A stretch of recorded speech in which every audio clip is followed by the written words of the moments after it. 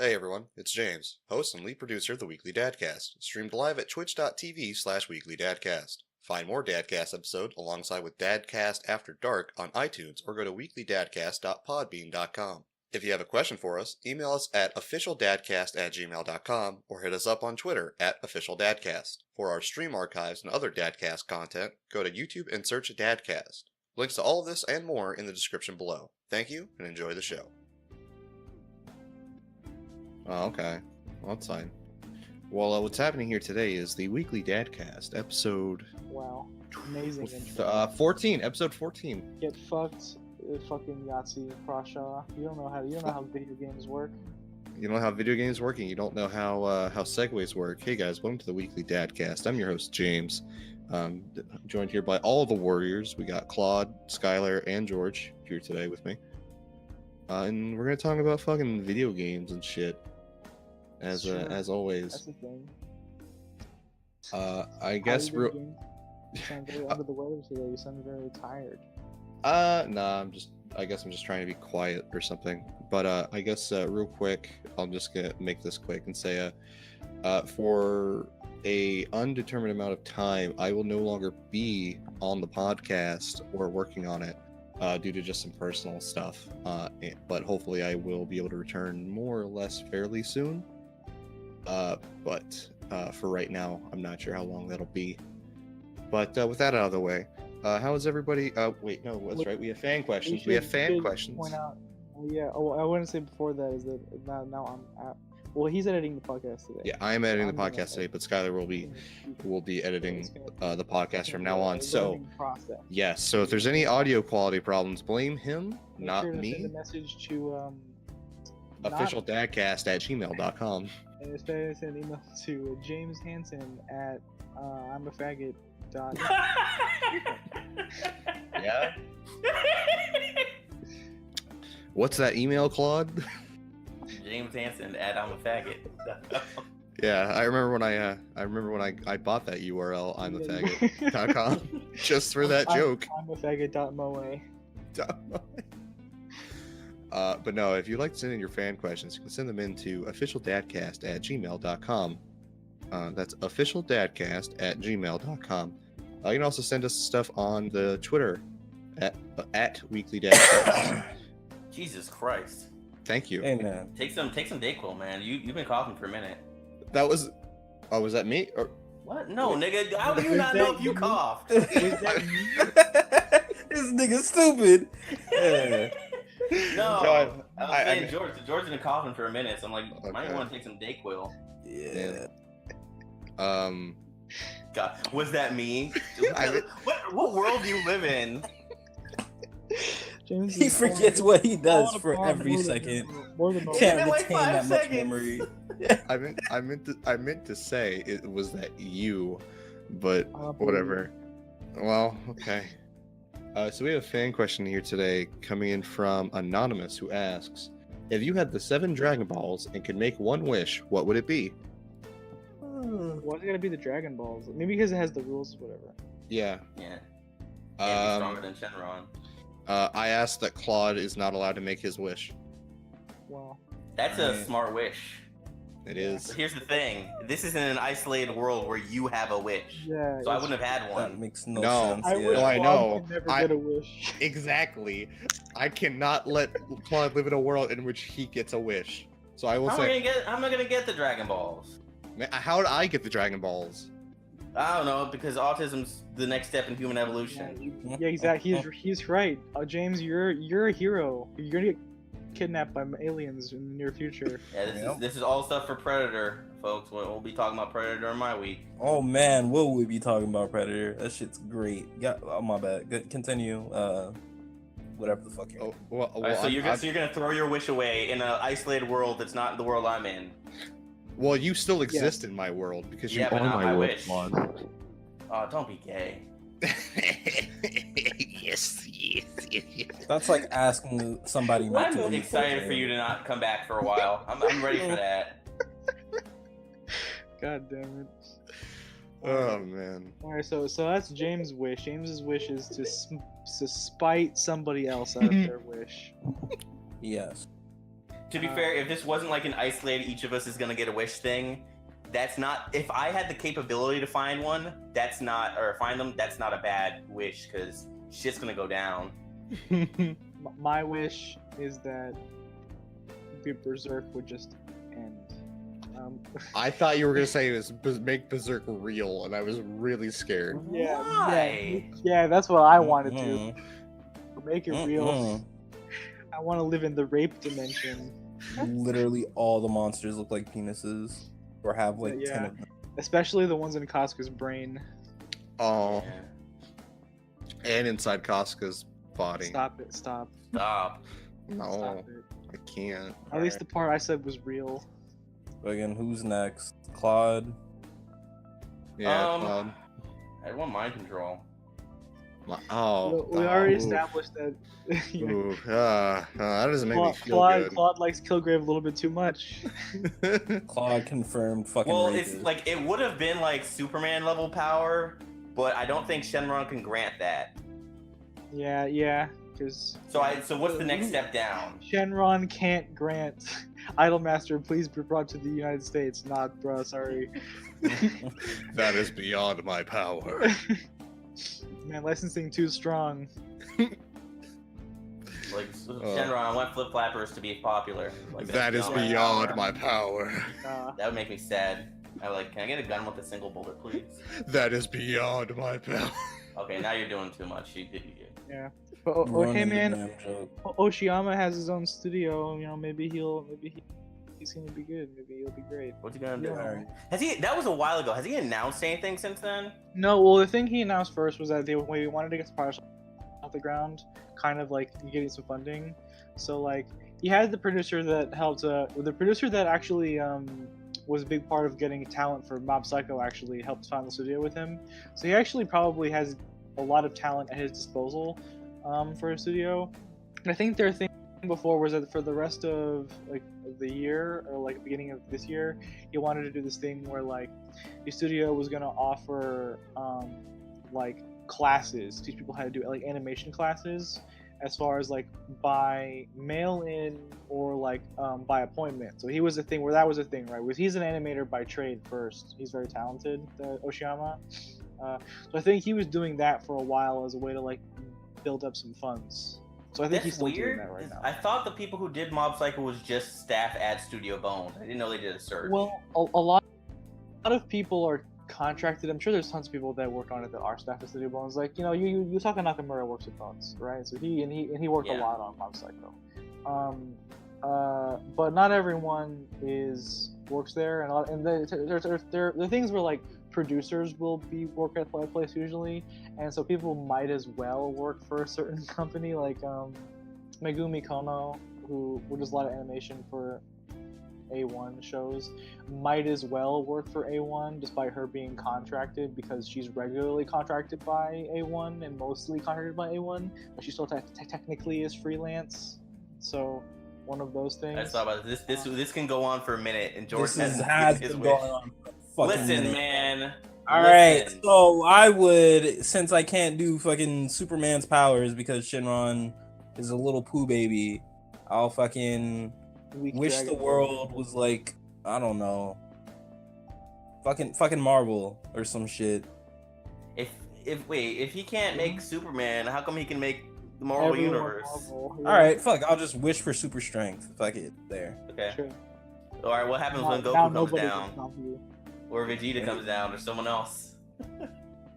Wait, what do you mean? Wait, they exist in this universe? Hold on. The Dragon Balls exist, I'd assume they exist. Well, if that's the case, then I would just wish I'm the strongest being. I don't know. I wish I'd be the defender of Earth or something. Wish myself to be unkillable. All right, you look down and you are now Hercule. Have fun. No, I am not. You know what? He is viewed by the populace as the defender of the Earth. populace is stupid. It doesn't matter. No, they're wrong. Why would you be sad about being hurt about being Mr. You're Satan? rich. I don't want to be him. He's like Yeah. fake cool though. It's like Dan Hibiki's level of cool. He's a wrestler. And Well, how bad and if it wasn't for him, the Earth would be destroyed by Kid Buu. Okay, Everything all right. would He be dead did if it one wasn't for thing. him. He did one thing. That's true. He did a Right on. pretty significant thing. He did the one thing, but I don't want to be Hercule. Why would I Hercule's, want like, to be Hercule? Actually, kind of cool when you look at his whole deal. I He mean, was a shit is when you he, first saw him, but he became cool because of how stupid he was. Hold the up, is he, length like, he's willing actually- to- Huh? I was just gonna say, is he like actually the strongest human on Earth, not trained No. by fucking? No, I was No. gonna say not trained by Master Roshi. Or in I the Z mean, War. technically, because he did legit win the World Martial Arts Tournament. Like, that's real. So he at least knows how to fight on a world level. Man, Just, no. I just want fucking superpowers, man. I just want cool superpowers. That's You know, all. I'm actually not gonna say not trained by Master Roshi, because there's what Mercenary Tao would probably kill Hercule. Oh fuck, man! I keep forgetting about Mercenary Tao. Tao Pai Pai. That man Yeah. was a bitch. Man. Out here killing people. The man that they said will never be in Dragon Ball Fighters. Good.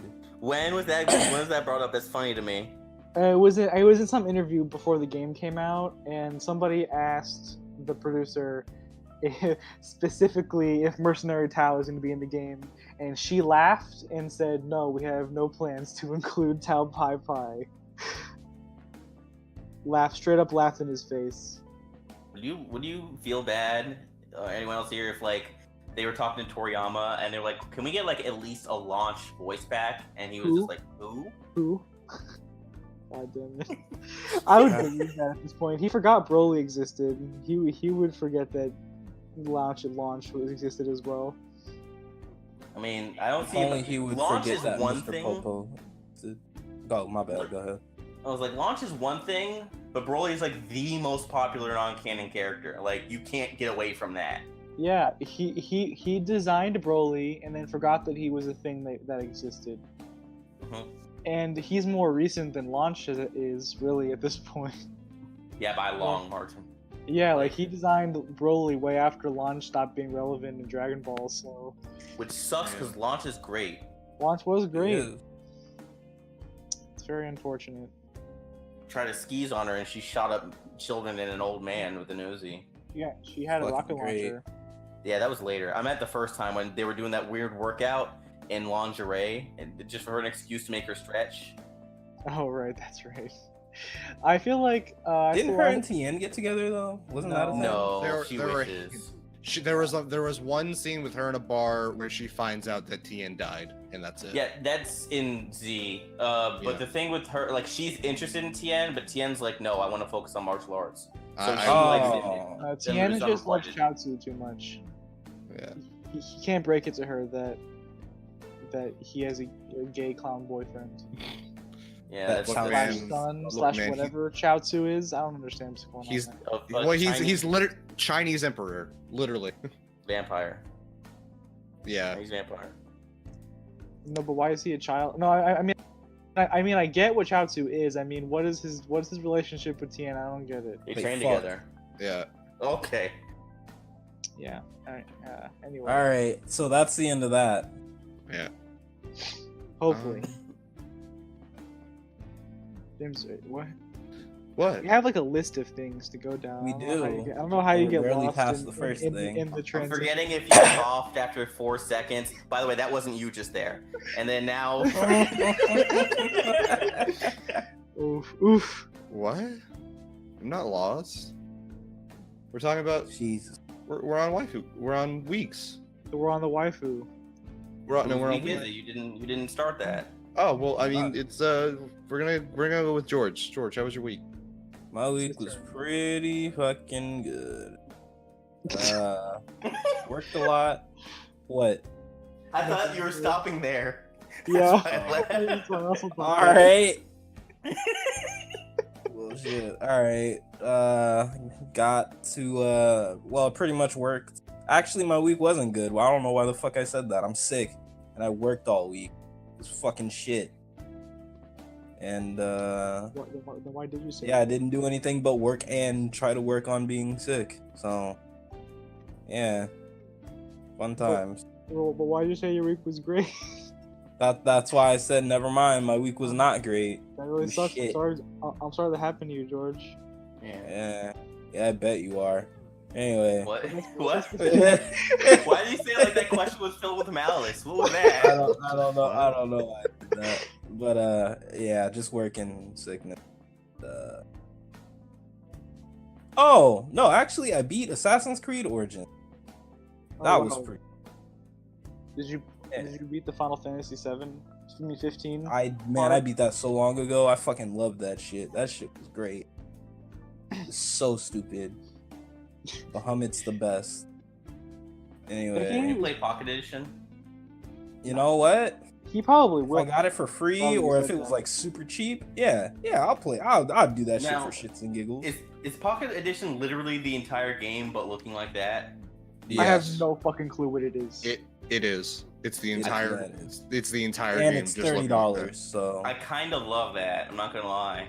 It is pretty sick. If you are correct and it's literally the entire game just in that art style, that would be pretty sick. that's what it is. It's literally just all that. And it's probably the closest the Switch is ever gonna get to Final Fantasy 15. It is an abridged version of Final Oh. Fantasy 15. Did they cut out the bit where he's like, I'm a robot man"? What? I'm sorry. Oh, What was his thing before they fixed stuff later in the original version of 15, where you talk to God, his name's escaping me. Starts with a P. I see. The game eliminates the open world of the original in addition to many side quests in favor of a more focused experience. Okay, That's it's my like question. it's like a linear one. Are you talking about Prompto? What part we're talking Yeah. about Prompto? Where you talk to him at the end of chapter 13, he comes out Oh, of nowhere. yeah. He's like, guys, I have to let you know something. Like, he's an artificial human or some shit. Yeah. Like- Okay. This shit came out of nowhere, and everyone finds out then and is instantly cool with it. I'm like, that wasn't an issue. But They you brought it actually up like it was a major plot point, and it They- came up later apparently. what because was they fixed stuff. yeah, they fixed it later, so there's actually a bunch of scenes with Prompto at like campsites and stuff where he'll talk to you about his childhood and things like that. And I actually got that update before I beat the game, so it ended up being kind of nice that stuff was set up. So it's actually that scene actually is way better afterward. Yeah. Because you get those scenes with Prompto talking about him being a fat kid or whatever the fuck. And, like, Yeah, I saw that in the anime in the Brotherhood like show, where you see him and he knows like Lady Lunafreya, and he's like, hey, not Prompto, Noctis is kind of cool. Like I'm kind of fat, and you see him like spend over the summer vacation like working out and like not looking like that. James, take notes. And like it's kind of nice to see that character development. yeah. That was nice. I did like that. That was the best episode of Brotherhood. Yeah. So the problem, I'm gonna say problem with 15 is the later on you chose to wait before you played it, the better the game was. Yeah, the I game played is it like at launch. yeah. That's why the PC version was the best because it came out with everything for $60. The game is because they're still making shit. Yeah, but You still everything gotta wait that's- for more. Everything that's currently available for $60. Well, guess Yeah, what? the- More's coming and it will instantly be inferior. the Well, game is like a full several. No, because I'll times still better have, than it was when I paid played it. less than you have. I like Hold how on, stop it. James Let's Skylar talk. James needed to finish that joke, so he had to cut me off. It, was it very wasn't a important. thought. It wasn't a thought. A joke. It was the truth. Yep, no. James out here flexing for that PC Master Race. Hey, Yeah, how was right. that? How was Bloodborne on launch? I the way. played Bloodborne. It was fun. Hey, he had a PS4. It's Stewie who that would hurt. He tried. He tried. Whatever. Go on. Go I on. don't Go really on. gotta Skylar. try to hurt you. Never mind. It doesn't matter anymore. We're two past it. Damn. So fuck you. Fuck. Oh, okay. Anyway, my week. Wait, was that your week, George? That was it. And my week was. fucking Assassin's Creed Origin. Good game. Okay, wait. Before we get far from that, are you like excited at all for Assassin's Creed Odyssey or whatever? I the wouldn't fuck? say excited, but I'm looking forward to it. Have you seen those commercials for Amazon Alexios? The Alexa, yeah. What the fuck is that? What the fuck is that? Can Oh you wait, they have explain like that to me? actual trailers for it? I just Yeah, I like saw- saw the newsreel of it. Because yeah, I saw a commercial for it the other day online. I was watching the thing and I was like, "What is this?" There was a Amazon Alexa commercial, but the joke was that Alexa was a Spartan. And there was like a Spartan Amazon Alexa thing that had like a helmet on, Yeah. and it was just this commercial of like this gladiator-looking motherfucker standing on appliances like desks and stuff in the house, yelling at people, and I was like, "What is this? What is That's this?" good. I was That's so good. confused, I like and that. then it ended with like "by Assassin's Creed Odyssey," and I was like, "Is this real? I don't That's understand." good. I love that. Man, hold on. I'm gonna just go on a real quick tangent about Assassin's Creed, cause like they're like starting to do a lot of things that I like.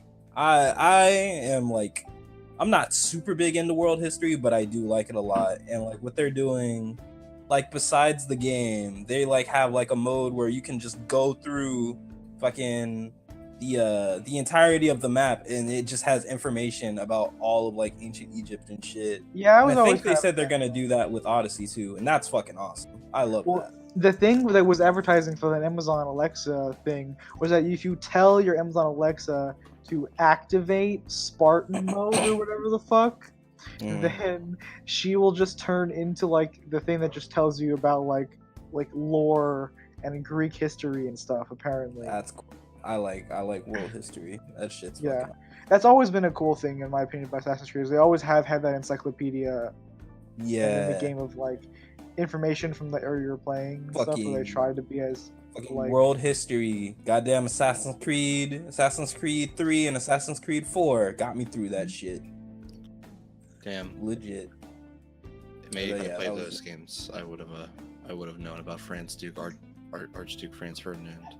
No, you wouldn't. No, you wouldn't. You're right. There's no, You're none of them right. take place during World War One. You're right. That was the first time I realized that Napoleon wasn't actually a short person. It was all just propaganda. No, wait. Well, I thought it was the opposite thing. Was that No, he 'cause, actually like, was short? I think short, and the propaganda made it seem like he was taller. Yeah, He had, that's the what it small man was. complex. Yeah. I thought Yeah. I thought it was that he was tall, but the propaganda made I it seem think like he that's was- why it's short. called I- a Napoleon complex. Yeah, he I don't was. see what you would gain from telling people through propaganda that you're short. No, 'cause I it meant was propaganda against him. against him. I No, think he was Yeah. super popular. no. Yeah. Yes, he Not- was. Yes, he was. When he went to even all right. So he. Okay, wait, I no, thought wait. you were gonna say when he went to Evo. What do you? No. Wait. What? Okay, he was popular when he Who's in typing? France. Who's typing? That's Who that is? George. George He typing. was- Was it? He was popular when he was like in charge of France, but you forget that he was exiled from France, That was came later. back, tried to rule France, and then all of Europe was like, okay, we have to kill this guy, or else Okay. he's gonna fucking take over So all of. Yeah. it started with him So like at the he was military academy. he was popular for a time, He, and like, then he was very much not popular. So you mentioned when he became ruler, but even before then, like, because he was a very, I forgot who was it they were fighting Britain, and I forgot what his tactics were. Something about like blowing up ships on the shore, like through cannon fire, and yeah, he was generals he were, was like, really good at like navy shit, which was big at the time. Yeah, so he was dominating through that, and they rose him through the ranks, and he became like one of the high ups in the army. They loved him from there. Then they went to Egypt, and even though he was kind of getting his shit kicked in Egypt for a bit, like a lot of his ships were destroyed because when they were taking out cities, like they came back and like, oh no, all our ships were like razed. But he kept sending propaganda back about how they were winning. And they eventually made their way back, and even though they'd gotten their asses kicked for the most part, people, all because of the propaganda, all thought that France was kicking the shit out of everyone. So they loved him for a time. Then there was when the coup d'état happened, the coup d'état happened mainly through his brother because he wasn't allowed in that. I'm not gonna go into this. We're not gonna do world history right now. But Yeah, for 'cause, a like- long Oh, yeah, time so- before he became king, he was popular for longer than Well, yeah, he was because unpopular. he became king because he was so popular. He was able to just kind of like waltz in and stage a coup because of how much everyone liked him. But the propaganda was stuff that he commissioned the state for, like all those David paintings of Napoleon, were like stuff that he commissioned. And that was stuff to make him seem big Okay, and cool well, and powerful. Yeah, pretty much. I think World like history there of Claude were and Schuyler, I guess. reports that he was like 5'2", but also some that was like he was almost 6 feet, like 5'7". No, that nigga was That's small. yeah, that's bullshit. All right, yeah. Man. Wait, hold on. I didn't hear either of you. What now? No, we both agree that that's bullshit. Yeah, That we both said nigga that's was bullshit. small. Yeah. that he's 6 feet. That's ridiculous. Was he that small? Refuse Yeah, to. World he may was never know. he was small. Yeah. I mean, if you want to, I mean, you said you small got the boy. information from Assassin's Creed. Well, I think Ask Creed says that he's short. Also, Okay. I think. I was like, where did it? Say? I've never heard it said that he's small. I know, or that he's tall, because Well, he it's was not a almost thing. the same height as the protagonist, and the protagonist was like normal height. Yeah, no, that's a video game, dog. They ain't gonna make him a midget. Mm-mm. I guess so. They have no reason not to. Shit. Just make him tiny, tiny baby boy. He was. Anyway. Little baddie man. Like So- otherwise, so- we're gonna get like a Lord Farquaad situation. Anyway. Oh, my Lord my Farquaad. week, since I actually haven't started that yet. Yeah. I didn't do much this week aside from drop a class, because it was too hard.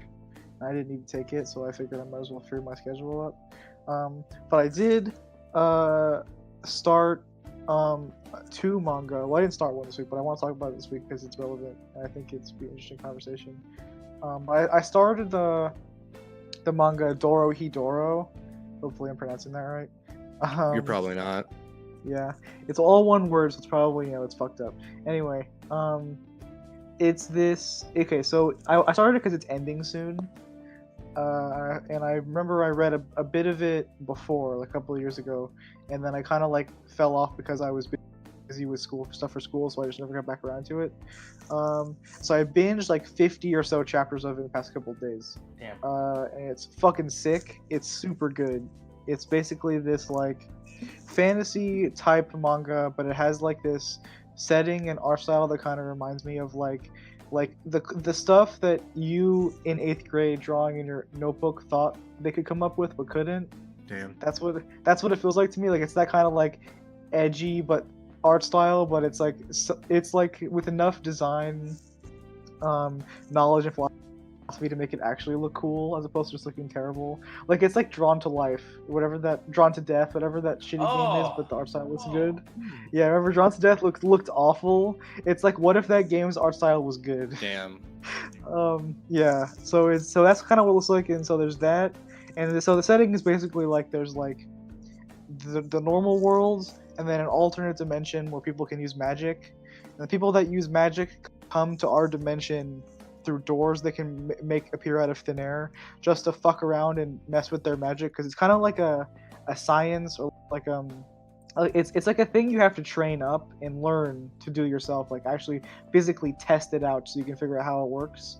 So they come over to our world to test magic on people from here, and that like has fucked up our world to a point of ridiculousness, because the magic is like a black smoke, and it creates pollution that's magical pollution, so it causes weird shit to happen.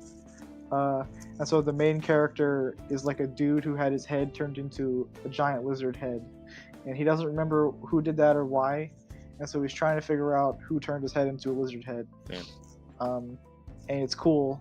He also has another head inside of his lizard head that he can't see or hear what it says, and he thinks that that's his original head.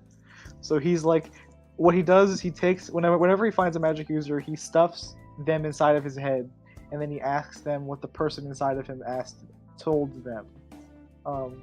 It's super weird. It's cool. I want to say it sounds kind of edgy, but it's basically a comedy that has action in it. It's really weird to describe, but it's fucking great. I'm super into it. You can tell the artist is a huge Westaboo. Also, she's like super. I don't know. There's like tons of stuff that's like weirdly referencing Western cartoons and movies and things. So yeah, she's cool. The artist is really cool. She did designs for Shadow of the Damned, the Suda 51. Oh, game, wow. Actually. Yeah. That's cool.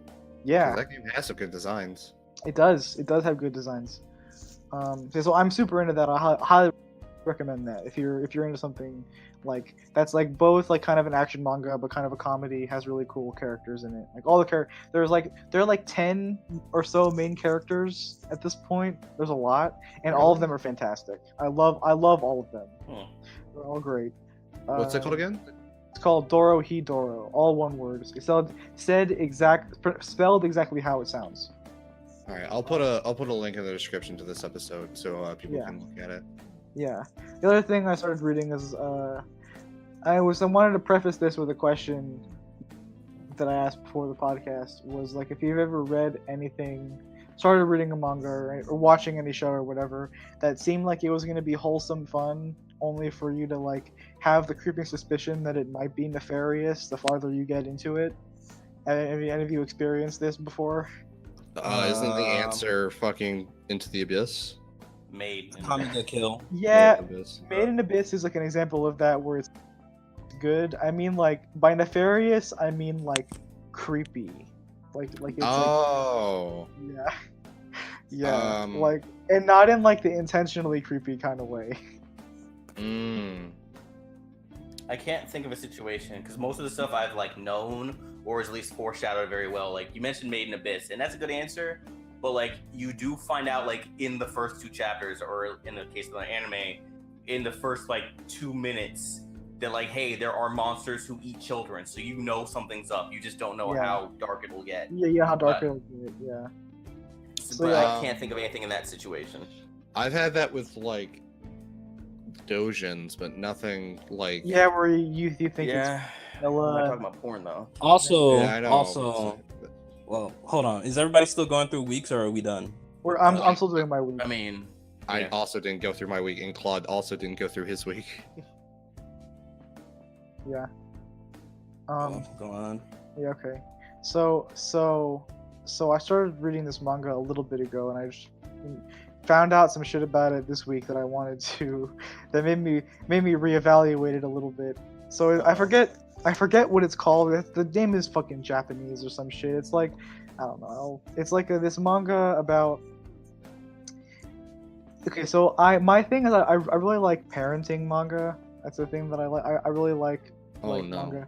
That's about like, hey, I'm an adult and I'm raising like my daughter or whatever, or my son. That's the thing that I like. There's a lot of wholesome manga like that. So I think I talked before on this podcast about My Girl, which is great.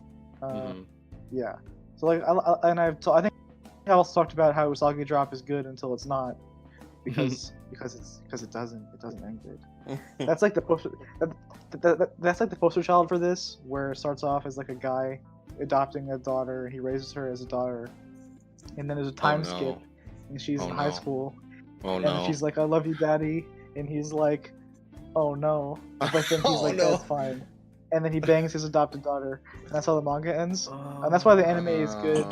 Wonderful. And that's why the anime is good, because it doesn't have the time skip in it, so you can pretend it's not there. You can pretend. Yeah. So I started You're looking up the show instantly. No. reading this manga that is about like a girl who gets hired to be a maid. She's an orphan, gets hired to be a maid at this like lady's house, and she's like at a manor or whatever. But it's like, so that's fine at the start. And she was like, oh, she's just an orphan who got adopted and is cute, and also she's like a dog girl. She's like the little like dog ears, whatever. Like she's like one of those. Mhm. Right? And that's fine. But then as you keep reading, you find out more stuff about the setting, where it's like, so like the Uh-oh. people with animal ears in this setting are like basically a slave race Oh no. that get like trained to be servants for people at a young age. So there's already that's creepy, right? And you can kind of hand wave it to be like, oh, it's just whatever. Japan doesn't even know about slavery and how that's creepy. They don't get it. It's fine. Oh, is it played off as like totally normal and not at all? Totally fine. They play off. No. They play off the master servant relationship like it's like a parental kind of thing, because all the girls that are the beast girls get traded off when they're like 8. So it's like, oh, it's like getting sent to like adopted at an orphanage, right? That's how Oh, it's God. framed. That's how Oh, it's God. framed, right? So like there's that.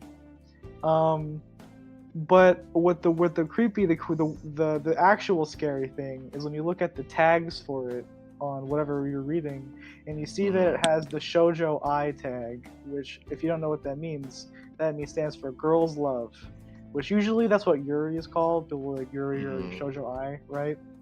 So it's like, why is this a shoujo ai thing? I thought this was just a wholesome manga about a parent adopting this child. And I Oh figured- no. And when I started reading it, I figured it was that because there's like a couple of other the little beast girls on the cover. So like, oh, there's probably gonna be some fucking shoujo ai bullshit with one of the other girls or whatever, some shit. I don't know. And then it sunk in. Yeah, but then it's like, oh, but they aren't around. What is this? And then so far the manga is actually like I haven't not caught up to it or whatever. I've read like 5 chapters or 6 to 7 chapters, whatever. I think there's 13 right now. Mm-hmm. And so far the manga itself is fine, but the reason why I wanted to talk about it was because I was, browsing the N hentai like you do to see what was uploaded, like the little recent Sumino, upload. a little bit of Sumino in there. Yeah, I was browsing the recent uploads or whatever because it was like Comic It was very recent, so obviously all the new shit's gonna get uploaded, right? Mhm. And I saw that a thumbnail and I was like, that looks familiar. I clicked on it, and it was a doujin for this manga that is drawn by the manga creator, and it is like just straight like porn of the of the 2 main characters. And it's like, why is it gotta be like this? So now I'm spooked. Now I'm spooked. I got a couple more chapters. At least it's not like hey, there's 50 chapters. I'm in chapter 7, so you know the deal. I wanted the title of that doujin to be like chapter 17.5 or something. Yeah, shit. Like just a missing chapter. Oh no. Yeah, no. Fuck. That ever happened to you guys? You ever have that experience? No. I only really have that experience with doujins in which it's just I don't look at the tags and then it just kind of slowly creeps in and it's like, See, It's oh your first no. mistake. Yeah, you Right. always gotta read the tags. You're right. The internet's too fucked up not to do that. It's like, why does this girl have a chainsaw? Oh no. Oh, that's a different kind of thing. Usually you can spot the ones with the chainsaw from the cover because there's like, like You think? girls don't That's right. generally look very happy on the cover of those doujin. Oh man. Anyway, that was. Oh, I also played Spider-Man. I beat Spider-Man actually like today. Like I beat it before the podcast. Nice. And that game is fantastic.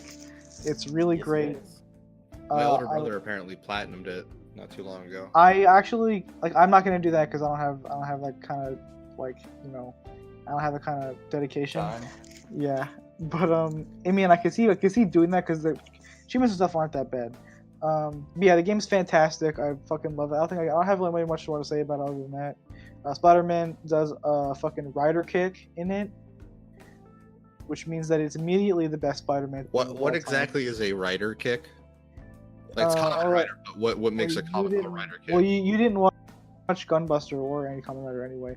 Basically, it's like you saw the rebuild films, right? Mm-hmm. Okay, so remember the part at the very beginning of 2.0 when Asuka does that giant dive kick Yes. on the Angel? So that's an Inazuma kick, right? Mm-hmm. And that is also a rider kick. That's what it looks like. Ah, okay.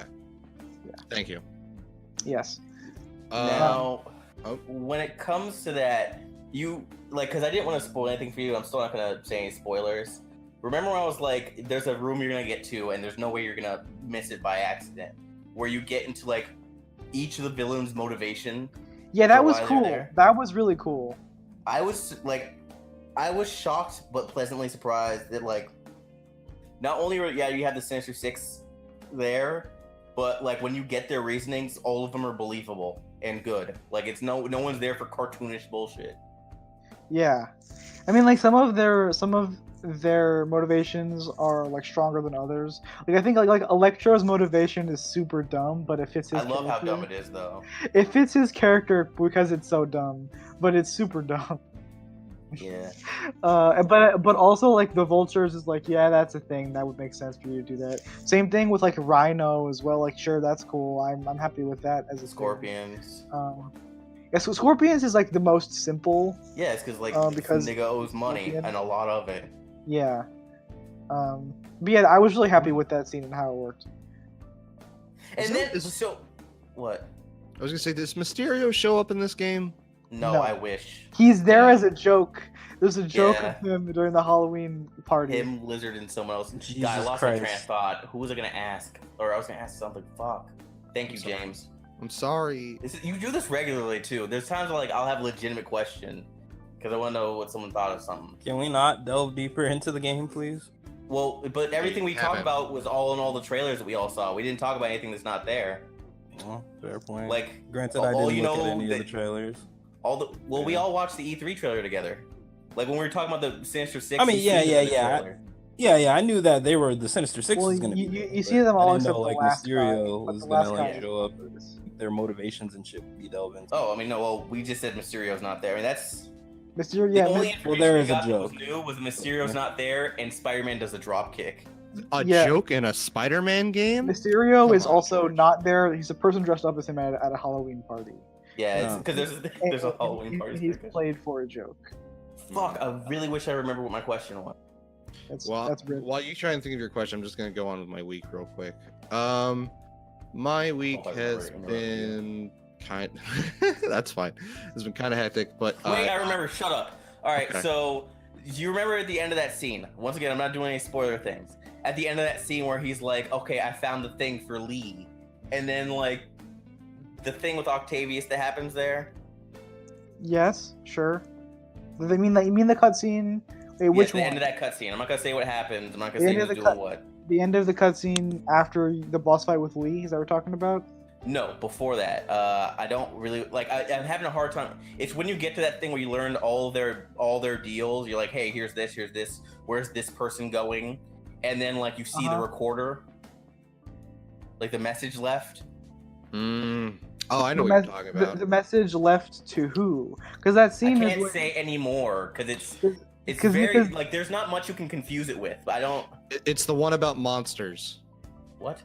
Is it the What? one about monsters that Now with on the recording? Because the way that scene plays out is you see everyone's like motivations, and Lee's is like the first one on the list. okay, You walk by him first, and then after that there's the map that you put the UV light on. and George, then- can you like deaf and mute for like 20 seconds, please? Jesus Christ! All right, yeah. Spoilers alert incoming. Spoiler incoming. The scene where like, all right, he's like, all right, I found, or like, where's Lee going? He didn't know where Lee was going, and then he found that recorder left by Octavius, and it was just a bomb and a trap. Oh And yeah, then okay. Vulture comes out later, and he's like, hey, I love it when guys have a plan C before their plan B. Yeah. He said, "I love working with this guy. He's got a backup plan for his backup plan." I was like, Yeah, that was it. Like that's the scene I was trying to talk about. I was like, because the whole thing was like, where's Lee going? And that's what led into that. But I didn't want to spoil it for George. yeah. that- I was referring that's to a the good bit. recording of Lee like talking about like becoming a monster and stuff. Well, yeah, like that's that. No, the- not that. that's the recording he left on the desk. Yeah. Okay.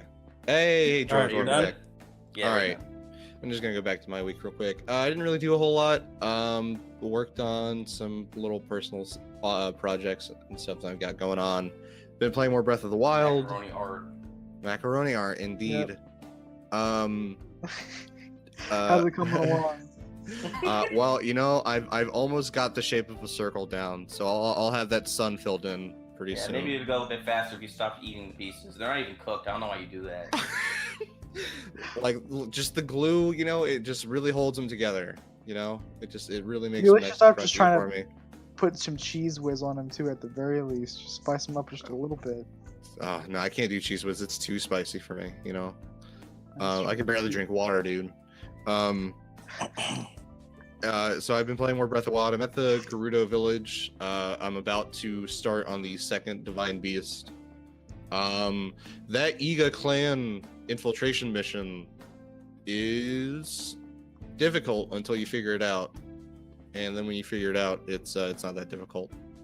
But damn, they had some good ass fucking weapons, and I got a shit ton of what are they called? Rupees out of that, because all the enemies drop rupees and shit, and then there's a bunch of ore and stuff you can collect around the map. That boss fight was a little too gimmicky though. Did you find the Master Sword? Not yet. It's in the Lost Woods though, right? Okay, so you already know about it. Oh yeah, I know, and I know about like you need the minimum 13 hearts, and then to pick it up, and then isn't there another thing to power it up or something? I don't know about powering up because I never got it. Ah, okay.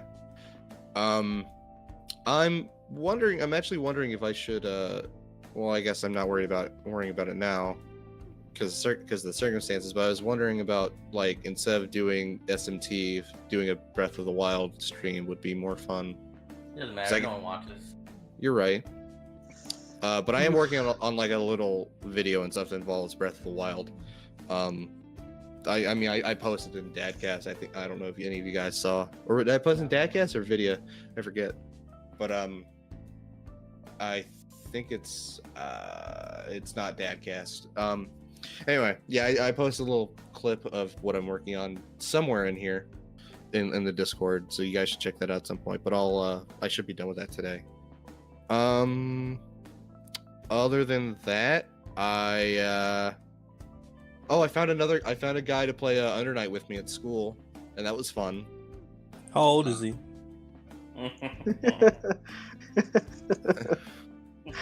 I don't know. I didn't catch it. We just played Under Night. Okay. Oh, no. He seemed my age, but who fucking knows? What does he play? Who does he play? Oh, you'd like him. He plays Elfim. What's her name? Gun Girl. Eltnum. He plays Eltnum. He plays Ori. He plays Seth. Ore. And he plays Chaos. Those are the 4 I saw him play. Okay. I picked up Mika. Oh no, well yeah, but he plays those, but he barely touches the game. No, I didn't pick up Mika. Mika's great. No, here's the thing: is like I picked up Mika to play against him because like I was, I didn't want to just keep swapping between my 2 mains because he didn't really play the game all that much. So this was kind of like his introduction to it, more or less. Nice when you don't do that to people, Skylar. Yeah, Skylar. No. God, you're such a cunt about it. Nope, I'm I was just I would pick different characters just to, not do that. And I picked up Mika, and Unga is the only word I can use to describe Mika. She's so fucking bad. gorilla. I actually felt sick playing as her because it was just like I was able to do so much shit. It felt bad. She actually is kind of a gorilla, but she's like not a good gorilla because her arms are too short and her like mix-up is too fake. Once you can tech grabs, Mika's not that good. I mean, maybe, but in the matches I was playing against that guy, like I was thoroughly beating him. When you don't understand Mika or the video game, then she's hard to play against because it's like, why can't she just stop grabbing me? But outside for life. Outside of that, she's kind of bad. But yeah, I played her for like 2 matches, and I just like, I don't want to play against her. It's not fun being able to mash this hard, so I swapped over back to Enkidu. You mashed that? I mean, with her, yeah, just like because I didn't play her a whole lot, but like everything I did worked, and it sucked. I didn't like. I think that more speaks about who you're playing against than the character herself. If everything you do works, that's the person you're playing. Nah, only partly. It was the way it felt. It's hard to describe. It's because Under Night you can grab people when they're in block stun. So, but it has. I barely grabbed him. He didn't. I grabbed him twice. He didn't say the grabs were unstoppable. He said everything I did works. Oh, that's usually an indication of your opponent. He just kept getting hit by Beast Cannon then, right? By what? Do you know what Beast Cannon is? Which one's Beast Cannon? Well, I mostly did her charge. The Beast Cannon is the move from Darkstalkers. I don't know. I didn't play Darkstalkers. I mostly did her charge forward move and like her normals. I didn't really experiment too much with grabs and shit. Well, I felt like it because like so you played Dark Skullgirls, right? You know what Beowulf's moves are? Kind of like not off the top of my head, but yeah. What about him? I don't. Problem is, I don't know. I don't know how to describe what Beast Cannon is without giving you a move as an example. It's literally just give me a move. He's been trying. Yeah, Beast Cannon is the name of the move that what's his name, Galen has in Darkstalkers, and I don't know what it's called in Skullgirls, but it's the move that Beowulf has where he like goes like flies through the air and he can do multiple ones in a row. Yeah. That's the one I was talking about with Mika. That's the one I did a lot. Yeah, Mika has that. That and her normals, like it just, but like I was able to just do so much with just that. Yeah. You're not even utilizing. I'm saying that's your opponent. That's my thing. Yeah, If you're Beast not Cannon, doing that much and he can't stop you, then that's sad. like Beast Cannon is strong in that. Nah, but he was people able to don't do understand. good with other matches and stuff, so it's weird. But Then we it's well, James, let me finish talking, you piece of shit. No. And then I yeah. started playing Fighter Z, and a different guy showed up, and that guy Just interrupt him, Skylar, because I want to hear your point. like Yeah, fucking kicked exactly. my ass. Beast like- Cannon is strong. Nigga, everybody kicks Came your in- ass in fighters. That ain't new. Yeah, Go ahead, George. Skylar. I'm not even talking to you. Wow. I'm talking to you though, bitch. Anyway, Nah, Skylar, I go, know. man.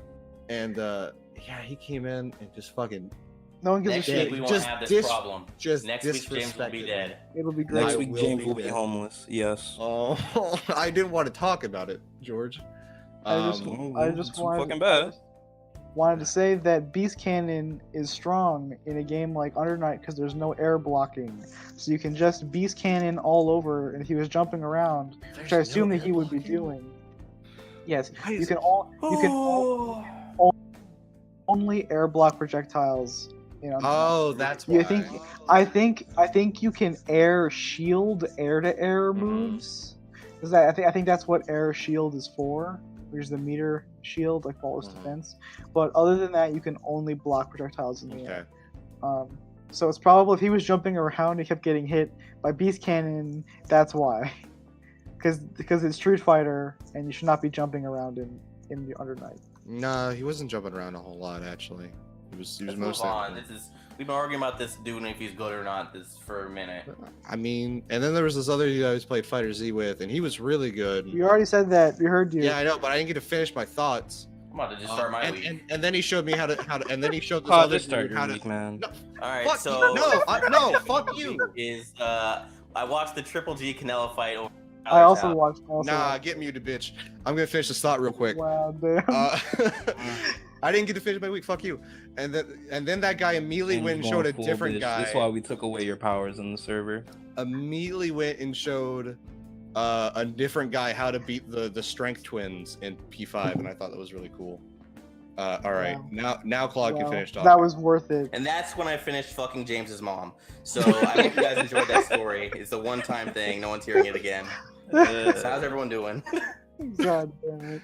Great, Jesus Christ. doing great. James- Yeah, James thanks gone. for finishing your boring ass story that we knew the ending for. It doesn't matter, Um, man. It's my week. Fuck you. We let everybody else. Your week's finish been their going on weeks. forever. No, it wasn't. It explicitly was. It All right, really so was. I watched the Triple G. To be fair, this Canelo nigga fight. probably Shut doesn't up. remember what a week is. He doesn't. You didn't This even is remember if he for- called 5 seconds ago. Oh shit, that cough. All right, so I watched the Triple G Canelo fight at Skylar's house. That was that's my fight of the year. That was a fantastic Yeah, fight. that was a fantastic fight. That was quite good.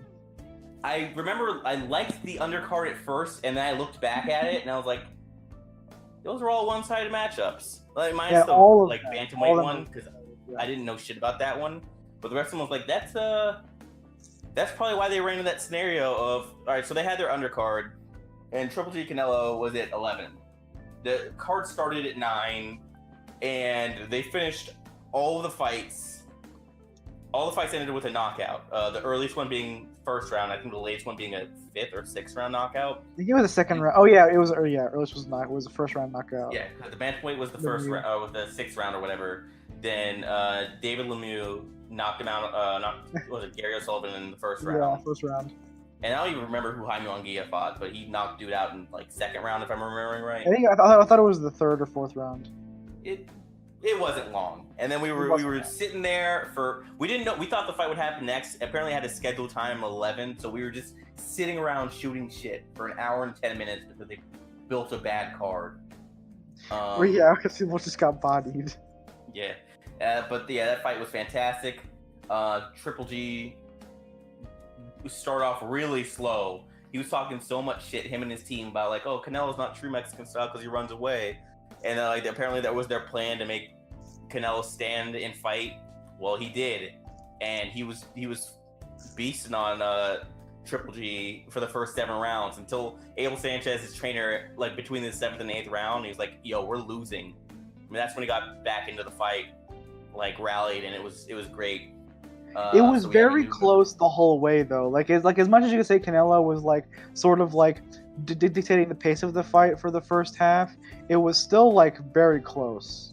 I don't know how close would have called it when Triple G didn't really land any power shots early on, because he had a great jab and he kept him away from a jab. So like when Canelo was getting like too much going on, he interrupted his momentum.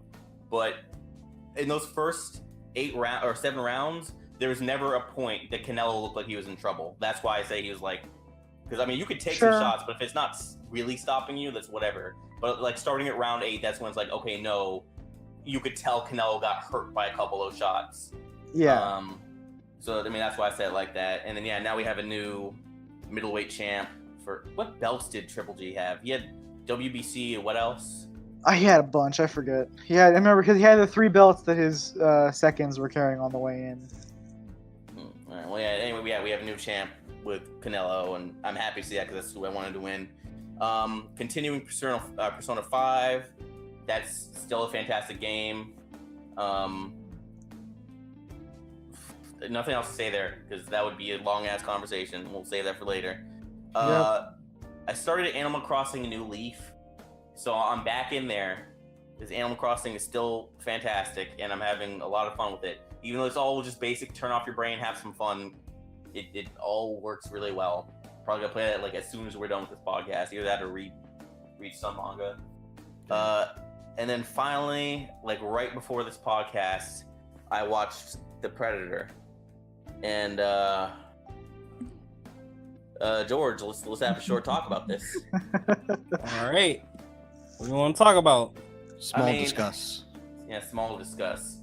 So, yeah, anyone listen? There'll be spoilers for The Predator.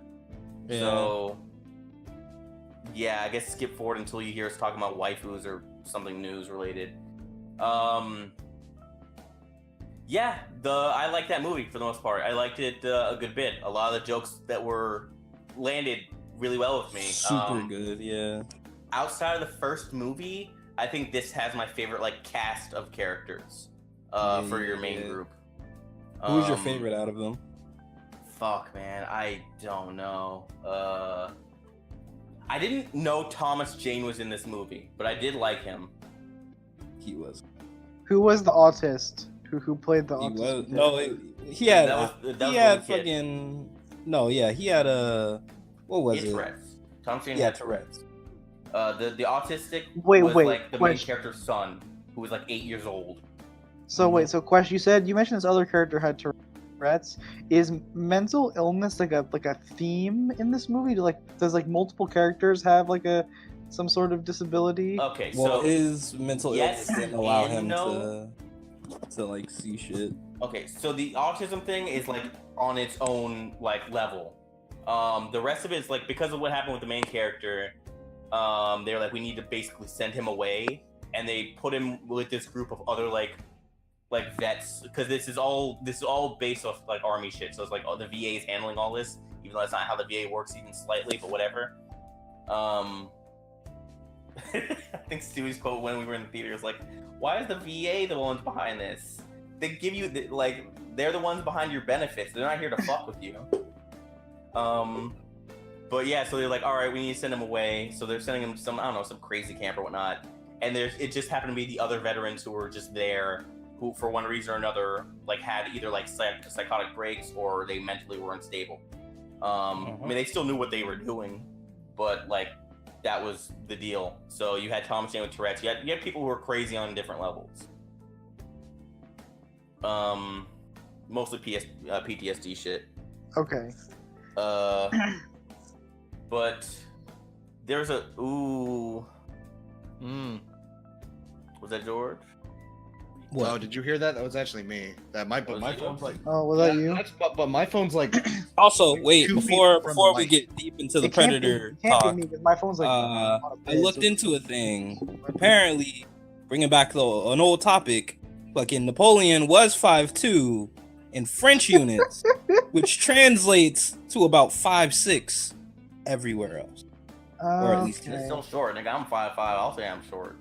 Yeah, 5'6" is short. Is I'm- 5'6" considered short? I'm 5'6", 5'7", or like around there. I Yeah. also say that I'm short. Oh well, okay, all right. I wasn't sure if that was. Well, have you guys seen those meme images of like the short person and tall person, and the tall person is labeled like 6 foot, and the short person is labeled 5'11"? Like it's like, Yeah. like feet apart. Yeah, it's good. That's actually Solange's vision. Yeah. Yep. Fact. But But, so the scene I want to talk about is there's a couple things. First off, the new Predator, and it's like, oh, bigger, badder Predator. I'm like, I didn't know what they were gonna do with it. I was actually happy with the rationale for why that existed. What is the rationale? Like, why does it exist? all right, They I were got like- this one. Okay. Pretty much throughout James. fucking all the Dude, Predator. my phone's like 2 movies- feet from the mic. I don't know. Turn What? off vibrate. Put on do not disturb. I'm trying to charge my phone. It vibrates automatically. All right, well, pretty much, fucking, you know how the Predator's motif is that they hunt you, and they tear out your spine or whatever, right? Yes. Okay, it turns out they're not doing that just for trophies, even though it's been shown that it is for trophies, but I guess they're retconning it now. They're doing it because your spinal cord holds important, like, DNA or whatever, and they go around to all the other planets in the galaxy and do it to all the races because they're trying to make the ultimate predator, because they augment themselves with the DNA they find in your spinal cord. So, yeah. Oh. And that's what the ultimate predator is. He is the amalgamation of all the shit that they found. So they need an autistic kid's spine.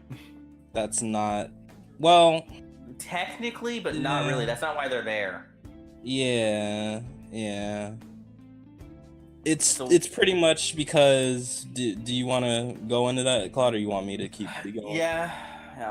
So you got this predator who left with technology to give to humankind.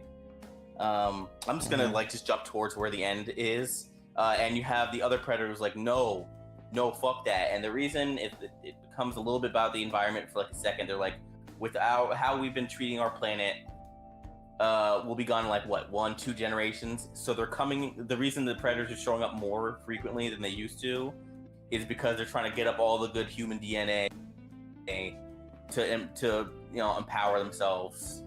So before we're all gone. And the thing that they brought was Also, before that, hold on, just one quick thing. The predator that originally came to give the gift turned out that he was like part human, so he felt, I guess, guilty for what's going on, even though I don't think that's how that was. That it? I don't remember them saying. Yeah, that They was just the said they whole wanted to give- reason. Well, they said he was part human, but they said that he wanted to give humanity a fighting chance. I don't think they ever said that was because he was human. No, yeah, they said that in the movie. They were like, yeah, maybe because he was part human, that's why he wanted to help us. Or felt guilty or some shit. He was also like experimented on or some other shit. But go ahead. All right. Well, what they had brought, which is the very end of the movie, and that's the only thing I'd heard about the movie, was that people were not happy with the ending. And some scientist guy is there, and like they open up, they're like, "What is that? What's in there?" It's like the predator killer, and this thing opens up and starts floating, and everyone's like looking around, like, "What's that? What's happening? What is this thing?"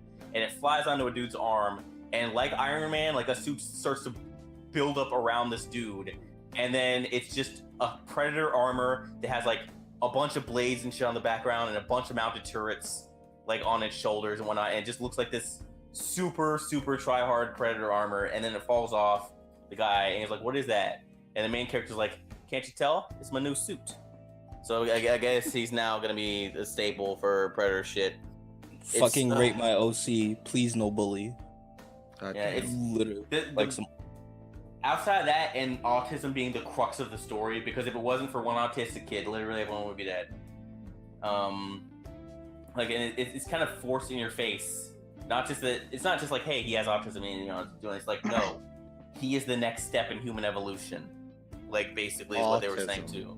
Yes, which is why when Stewie and I got this movie, we're like, James cannot be allowed to watch this movie, like, because we didn't want your ego to get bigger. But the one scene I want to talk about in specific, it is my favorite scene because of how dumb it is. So there's the villain. Do you remember the actor's name for the villain, George? Oh fuck no. Oh no, something Brown, something K Brown. I think that's Okay, the actor's name at least. All right, I so forgot the actor's he has some good scenes. My favorite of which when they do the whole like, hey, main character's trying to leave with his son, and he grabs the villain character and takes him outside with all his goons, and everyone's pointing their guns. He's like, all right, here's what's gonna happen. Tell everyone to drop their guns, and we'll leave. And he's like, what? Hey, if he doesn't lower his weapon in 10 seconds, shoot his boy's kneecaps. I'm like, damn. some And then hardcore before shit. he's like, oh, that's a bad choice. Like I don't remember what he said, but it was basically along the lines of "fuck you," and he started counting down. And before it could get down to 0, the Predator shows up. But the scene that made me laugh, like that was like, I love this, was when everyone's like, the Predator's basically gonna go after all of them, and the good guys and bad guys team up. And what he does is one of the things they got from an older Predator was like the shoulder-mounted cannon. So anywhere he looked, like he set up on his shoulder and he would like set to fire, and anywhere he looked, he would aim and shoot. And he put it on his right shoulder, and he got a couple shots at the Predator, nothing too major. And there's a scene where like so much stuff is happening all at once, and he's ready to fire it, or he's getting ready to fire it. And someone says like "look out" or something like that. I don't remember exactly what was said. And he looks to the left really quickly. So the plasma cannon aims to the left at his head and blows his head off, and he falls down. And that scene happens in the middle of bullshit, in like a 2-second cut, and then it just goes away. And then he's never acknowledged again. I was like the scene continued. I stopped. I was like, wait, did our villain just die? What the fuck just happened here? Like, and it's played so off like good. such a nothing thing. It's so good.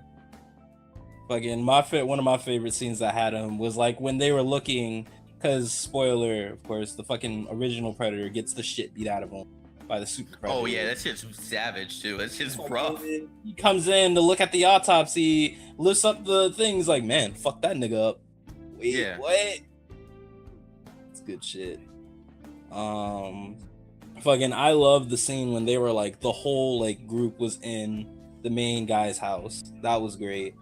That shit was mad good. And when they were in the hotel room, they were all like being huge fucking cowards the entire time. Yeah. And one of the characters' motivations for like, wait, I thought you said that you weren't going. He's like, well, I mean, yeah, it's not my fight, but he called me a pussy. Well, ain't no one calling me a pussy. And then he left. Good. And then like their banter was great because they do, of all the things that they handled poorly from how the military would work, how the characters interacted is very much like how a bunch of vets would talk. So I like that. Good. But yeah, that's I don't have anything else to say on that.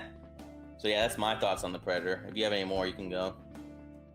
Yeah, I super enjoyed it. Fucking where Claude saw a big problem with the autism or the mental disabilities, I loved it.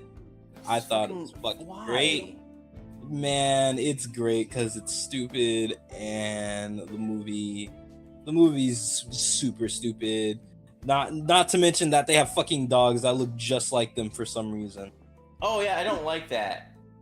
What was the deal with the second one? Did it just become retarded in a regular dog? No, yeah, he got lobotomized, man. He shot him in the head. And like fucked him up. It was and he's great. like, now I'm a regular dog who's doing Now I'm docile. every action of is done through convenience of plot. That I don't like. Exactly. No, that's not good. That's terrible writing.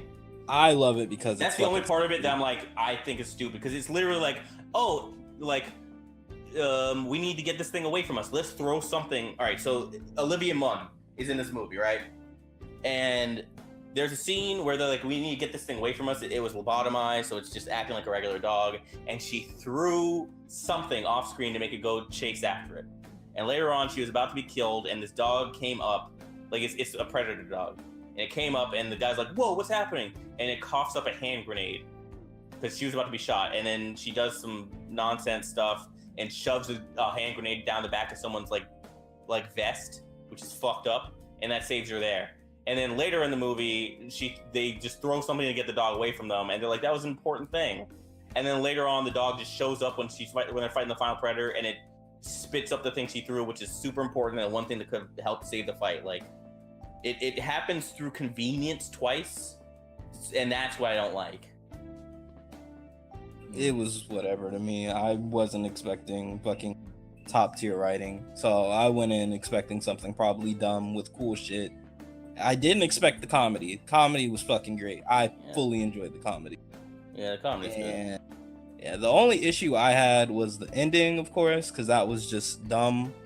There was no reason for it. Like, even it was dumb to the point of being dumb that I didn't even like it. But I guess every series has to like leave a fucking opening for a sequel or some shit or whatever. So people will come back. But besides that, yeah, no, I love that movie, especially the mental health shit, like I said before, and all that other shit. It was good. I give it 5 stars. No, 4.5 stars out of 5. I'd give it 4, 3.5 to 4, because it did have some moments I was like, all right, whatever. But I enjoyed more of it than I did not like, which continues the trend of there is not a bad Predator movie. Okay. I have nothing to add. I don't want to see it. I just want to know I just saw the autism memes and was confused. Yeah. Very confused. Now you know. But knowing is half the battle. Cool. With that being said, let's go ahead and move on to the waifu cast. Yeah, Who's our everyone get waifu hype. cast? Who's The our newest waifu cast? Oh my gosh. Alright, fine, I'll just fucking go right into it. Fukakato Emi, or Miss Joke. Miss Joke is viable. Fuck everyone who thinks Miss Joke is great. I saw her and I was like, man, I like this. And then I saw the episode with her in to remind me how much I liked her. I'm like, I would like even a one-off, like a one-shot manga just following her in a single fight, because I would love that. Yes, I agree. Miss Joke is fucking great. What a fun character. Wait, who was the first person? It's the same person. Other person besides Miss Joke. No, No, I say her real name. Miss Joke's her hero name. Oh, okay. Like, the first thing she does in the series is kind of fluster. Not even really flustered, but you can tell she's getting slightly annoyed. Which is more than you see from him anywhere else. I was like, man, you're getting a Eraserhead going, and the other, like, the girls in class 1A are like, yo, is this a thing? He's like, it's not. And she's like, date me. He's like, no. And then she's just laughing out loud. There's a single cut of her telling a joke. Like, they're like when Deku's explaining her power, and she's making criminals laugh as she's slugging someone in the gut. Like, it's so good. I wish we saw more of her.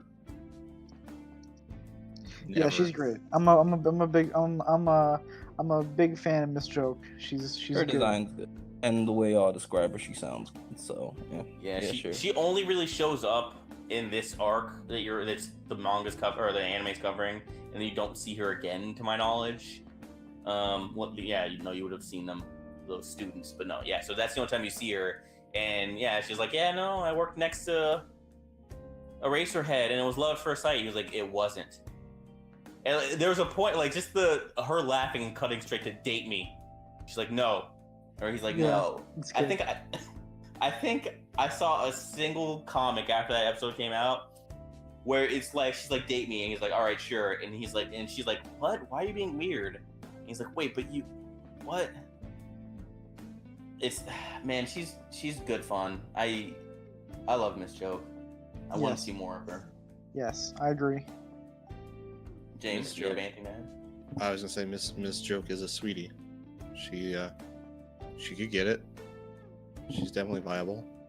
I also love like the like one thing I was like, man, I really like you. Like, it solidified that on top of all the other stuff is it's not always all jokes. He's like, you want some gum, Eraserhead? And she's like kind of giggling. And he's like, no, it's probably that stupid trap gun snaps your fingers. And they're just having a conversation. And you just see her like, she was legitimately just offering him gum. She pulled out the gum and just started eating it. I was like, man, like, I can't get more of you. Let's all write it in the writer, see if they'll put her in more. Horikoshi, please.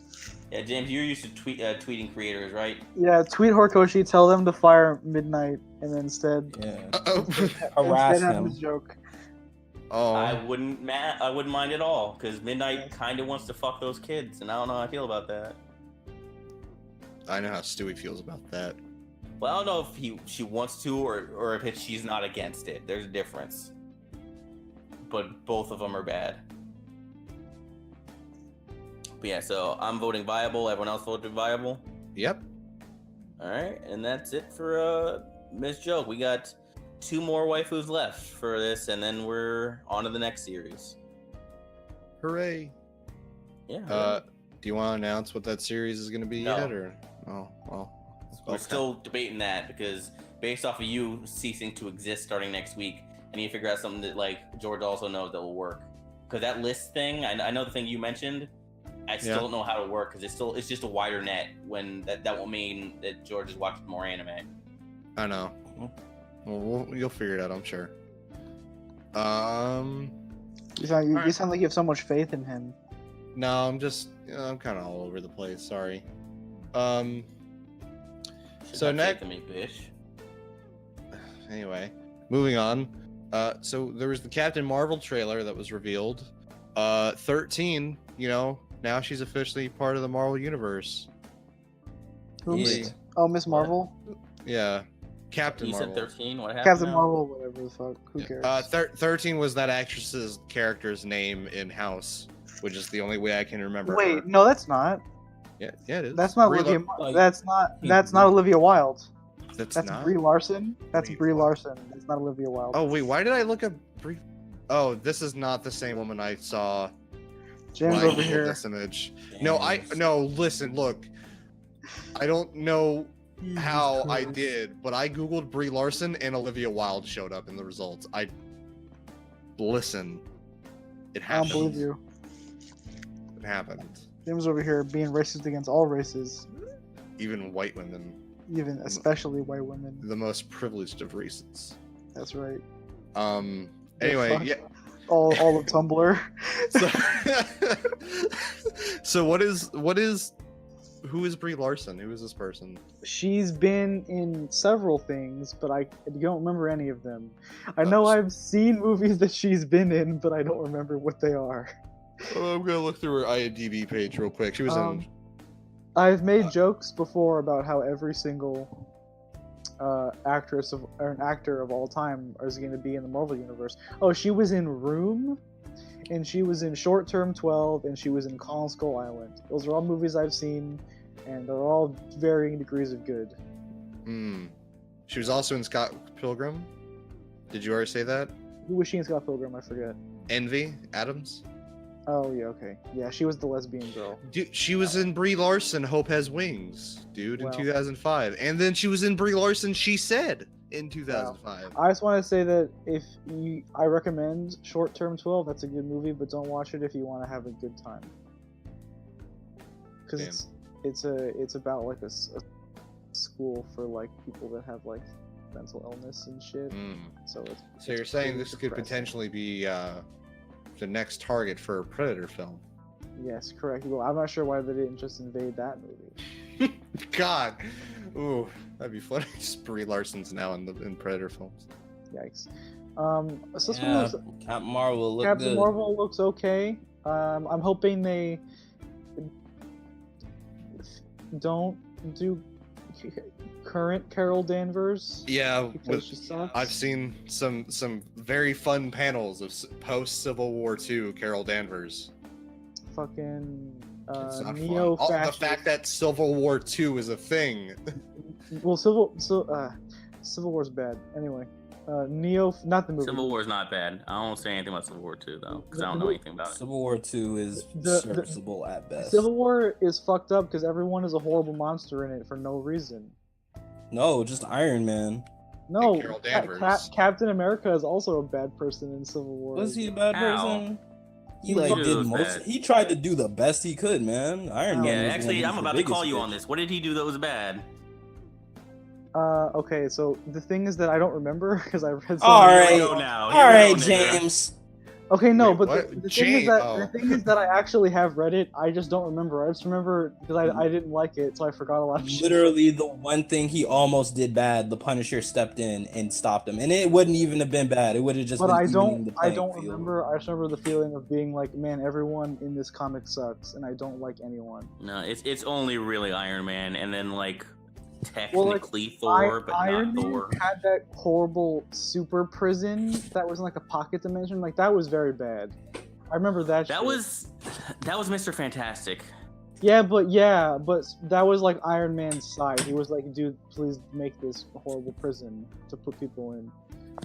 But it was Are we like talking about Civil War 1 or Civil War Civil 2? War Ones. But then wasn't like the end of Civil War? They have this like the thing where Captain America goes to fight in like the city, and everyone at the end is like, Captain America, why did you make this horrible? Yeah, decision? no, the people in Marvel are idiots. Fuck them. Why did you make this horrible decision? And Captain America is like, holy shit, I accidentally destroyed this entire city, and then he turns himself in. That's like the end. Yeah, but it was stupid because it was both of them.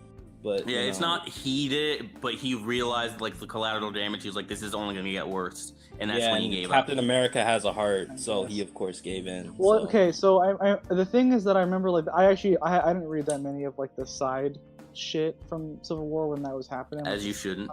and stuff. But I remember that the biggest problem people had with it for around that time was that the side issues and stuff had no idea what they wanted to do with the thing. Yeah, So there was wild, like people would be horrible on both sides, would be legitimately horrible monsters because they had no idea who was supposed to be in the right. Like it seemed like the main line wanted you to think that like it was more morally gray and that maybe Tony had a point, and then everything else in the side comics made Tony seem like literally Hitler. So it was just all kinds of fucked up.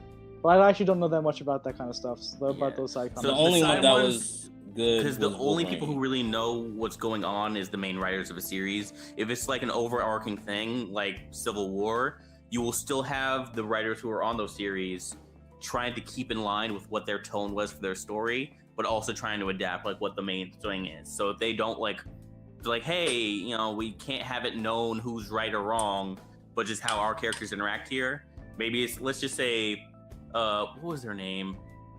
The one with like, they had like Hulkling and like that black Captain America-ish kid. Are you talking about I'm trying to remember the team name. It's a team, whatever. Like they would have been on Captain America's side, and I remember they had some stuff that showed like Iron Man's side, and they did make them look like horrible monsters. But that's just because of the main characters and what their side like believed in. So the only one you can really like look at and be like, this is how everyone acted and who's good and who's really bad is the main line ones. Yeah, the only side one that actually was good, from what I read, was the Wolverine one, and he's like super far removed. He like Yeah, 'cause registers he's regenerating over the course of most of like the Civil War events. pretty much. Yeah, he registers or whatever, then goes off to fucking kill the dude that like blew up the school. The city. I just to interject real quick, I've read like I'm reading like a few pages of Civil War 2 of where everybody has the vision of Miles killing Captain America, or at least holding his dead body in his hands with bloody fists. And then fucking Carol Danvers' immediate first reaction is, "You're under arrest, child." And then Tony's like, "What? He hasn't done anything." And he's like, "No, but he's under arrest now." Thought crimes. He literally thought crime, and it's like, Carol, no. Yeah. Carol. Carol And Danvers. then she's you know, bitchy about fascist. it. She's really bitchy about it. It's like, well, no, I'm giving him the opportunity to do it. Stop demonizing me for wanting to arrest this child for something he hasn't done. Hey, And then that's literally just fucking Minority Report. And then It Captain America himself, who just felt himself die in the future, in like a future vision, just goes, hey kid, like, don't even worry about it. Don't Like, kill because me, please. Miles is freaking out about it, and he takes his mask off for like, he lifts it for a bit to breathe, and he's like, hey man, why'd you take your mask off? He's like, I couldn't breathe. No man, put it back on. You know, you're a symbol. You're Spider-Man. He's like, what do you want to do right now? I want to go home. Go home, kids. Like, whatever, we'll take care of it. Like, he's super chill about the whole thing, but Carol is just ready to arrest children. Ready to kill the child. Yeah, she Fun saw fact. the Minority Report. Fun fact, I think I'm not 100% certain, but I'm like 80% certain. During this time, that Captain America did turn out to be fucking Hydra Cap. So I mean, I Oh, think was that's that like what it was led that supposed to. to be high? What the? Okay, fucking what happened with Hydra Cap? Tell me, Man, please. I didn't different read that, Ron. continuities. It's a whole thing you have to get into. I mean, just get into it. He asked a question. Yeah, I want to know. I want to know why he's Hydra Cap. What happened? It's a whole thing, man. Like his backstory is that like shut the fuck up, James. His whole thing is like fucking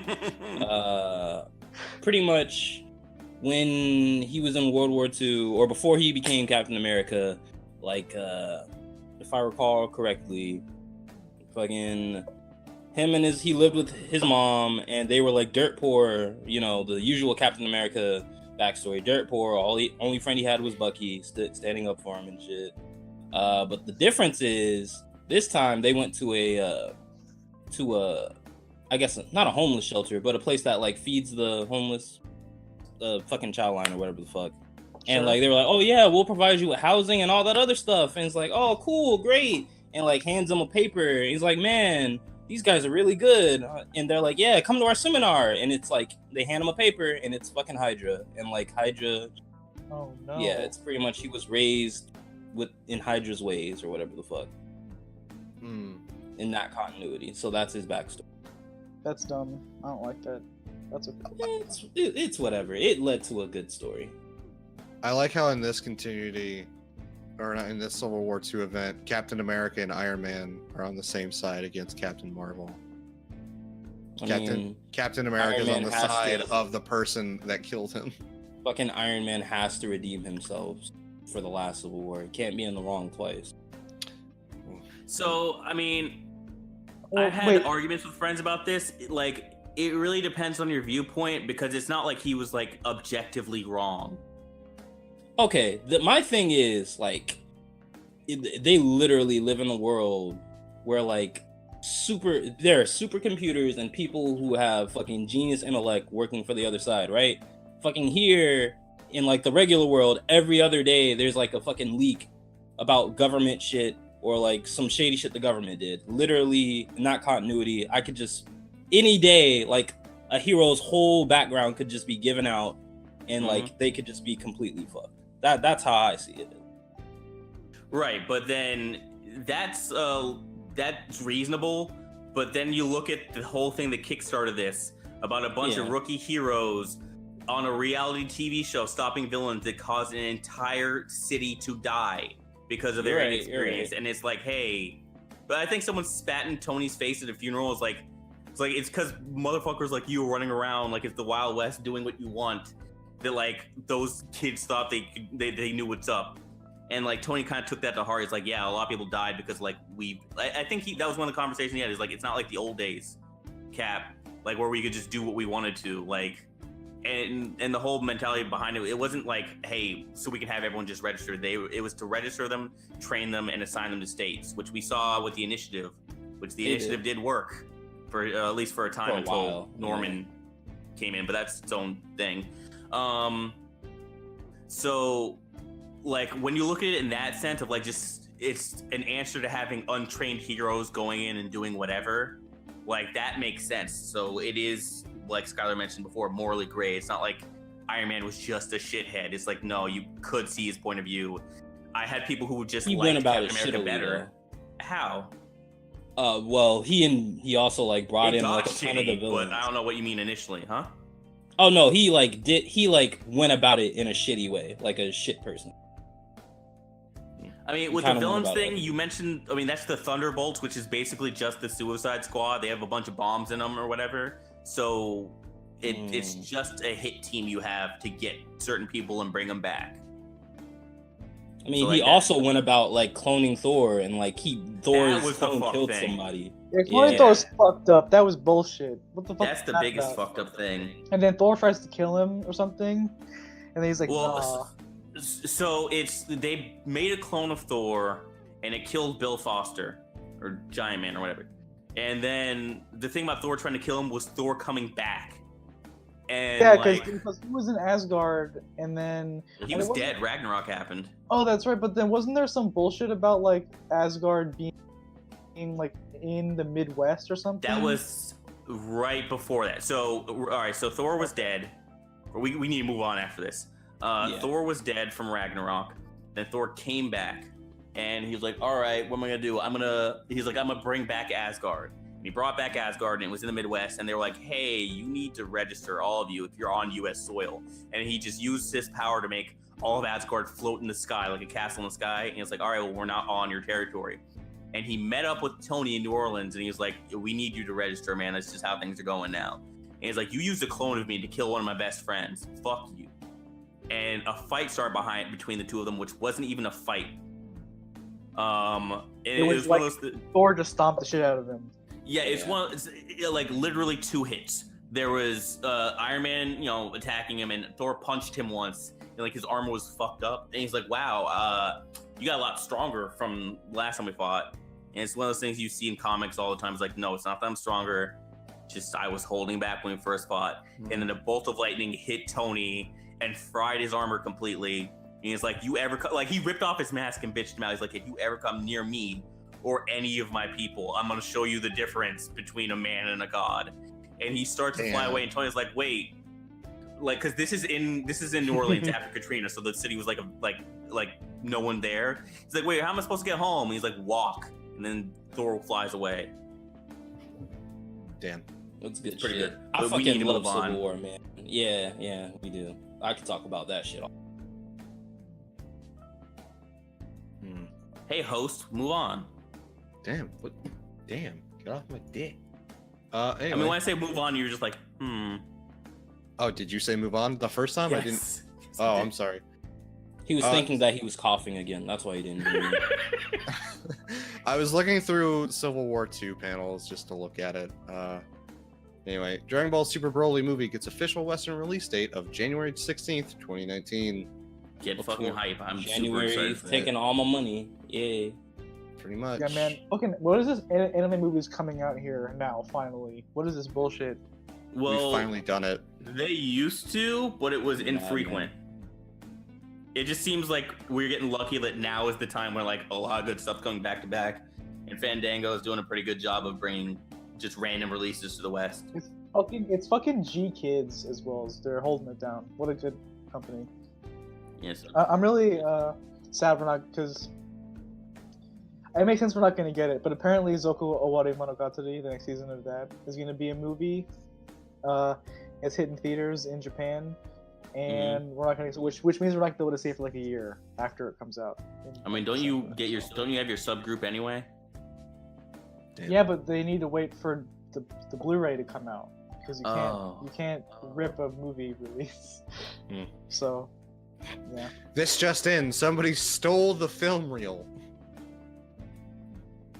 Anyway, I'm happy about this new. Just sandbag the fuck.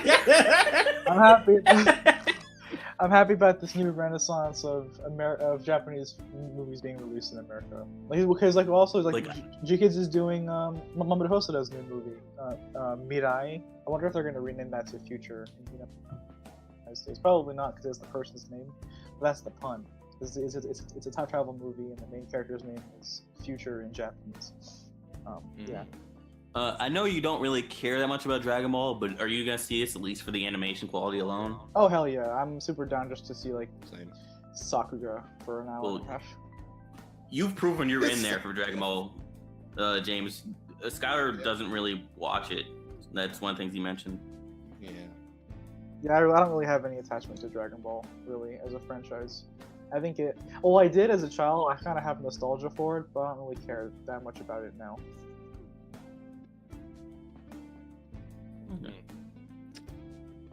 Yeah, okay.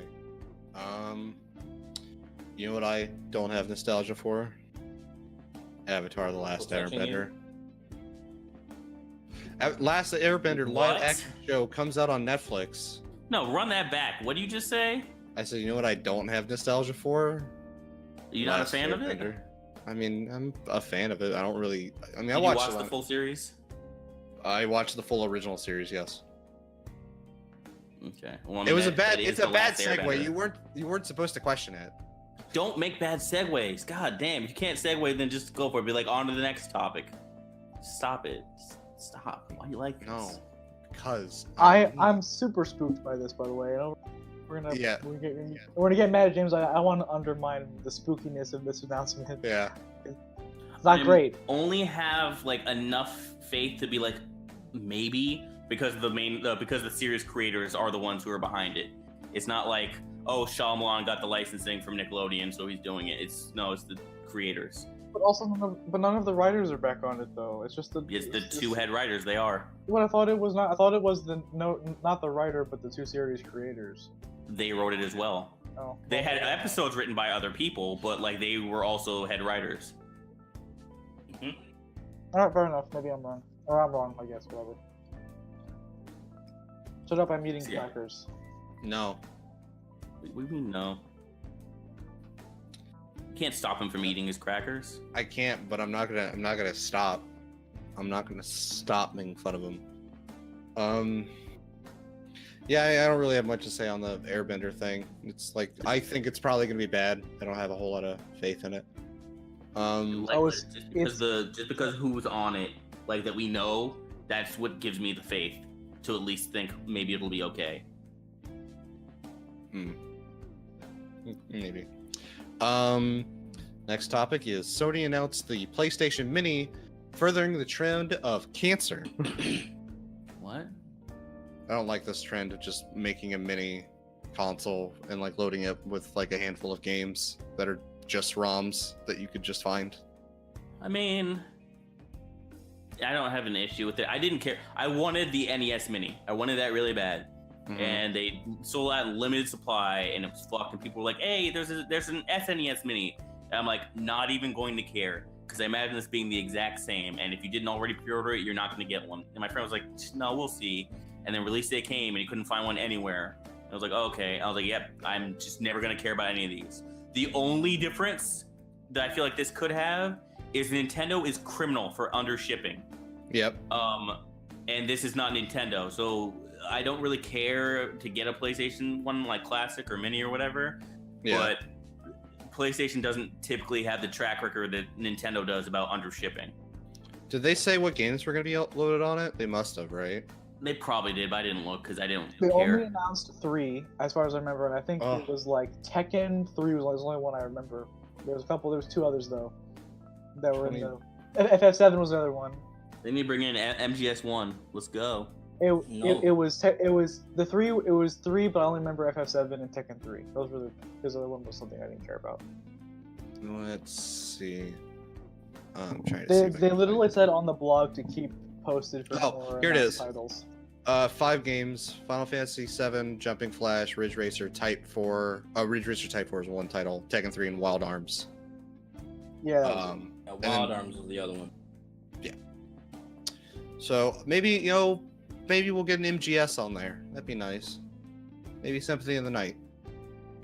Maybe a Resident Evil, even. But who knows? Symphony of the Night probably because Konami likes money, so also like sure, just like money. you can have it. It's fine. Maybe they wouldn't be able to do Metal Gear Solid because of David Hayter's voice. What? I don't know. Maybe I don't know what David Hayter's deal with. I don't think he has a stock in that. Well, I mean, like, Yeah.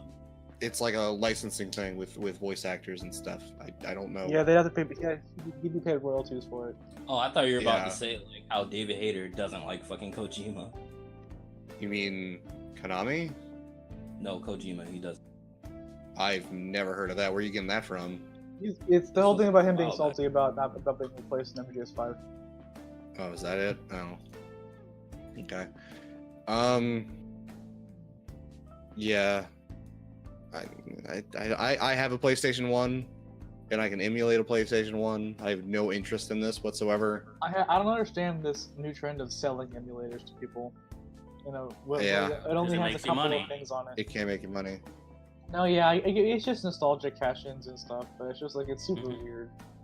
I want to say somebody was able to mod the Nintendo the NES Classic or NES Mini or whatever to actually boot custom ROMs and stuff, but I'm not sure. Crazy thing is, you can get most of these games either on the Wii U, well, for the NES Mini, you mean? On PlayStation 3 for the PlayStation 1 thing. That's yeah, but then you gotta deal with input lag and like game streaming and stuff, and it's like, No, there's actually like the PS3 has a PS1 emulator in it. Oh, on PS3. I'm sorry, I was referring to the PS4, PS Now thing. My bad. Are the PS Now changes in this docket, by the way? Because it actually changed some shit about it. That seems like it's pretty cool. No, there it didn't put it on there. Yeah, you download the games now instead of stream them.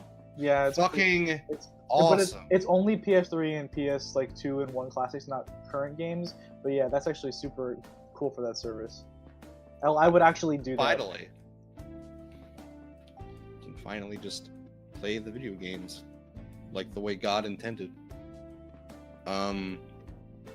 Next topic is EA decision to stand against loot box law in Belgium backfires. Now 15 countries have signed against to fight loot boxes. And get fucked, EA. Pretty what much. The fuck were they thinking? No, I can't wait. I can't wait till we get loot boxes in our Telltale games. It's gonna be great. Oh, I remember 2K having a thing. I don't remember EA doing a thing against the Belgian thing. Well, so 2K. Yeah. So what it was 2K was please vote to put fucking loot boxes back in NBA. EA just refused to remove them.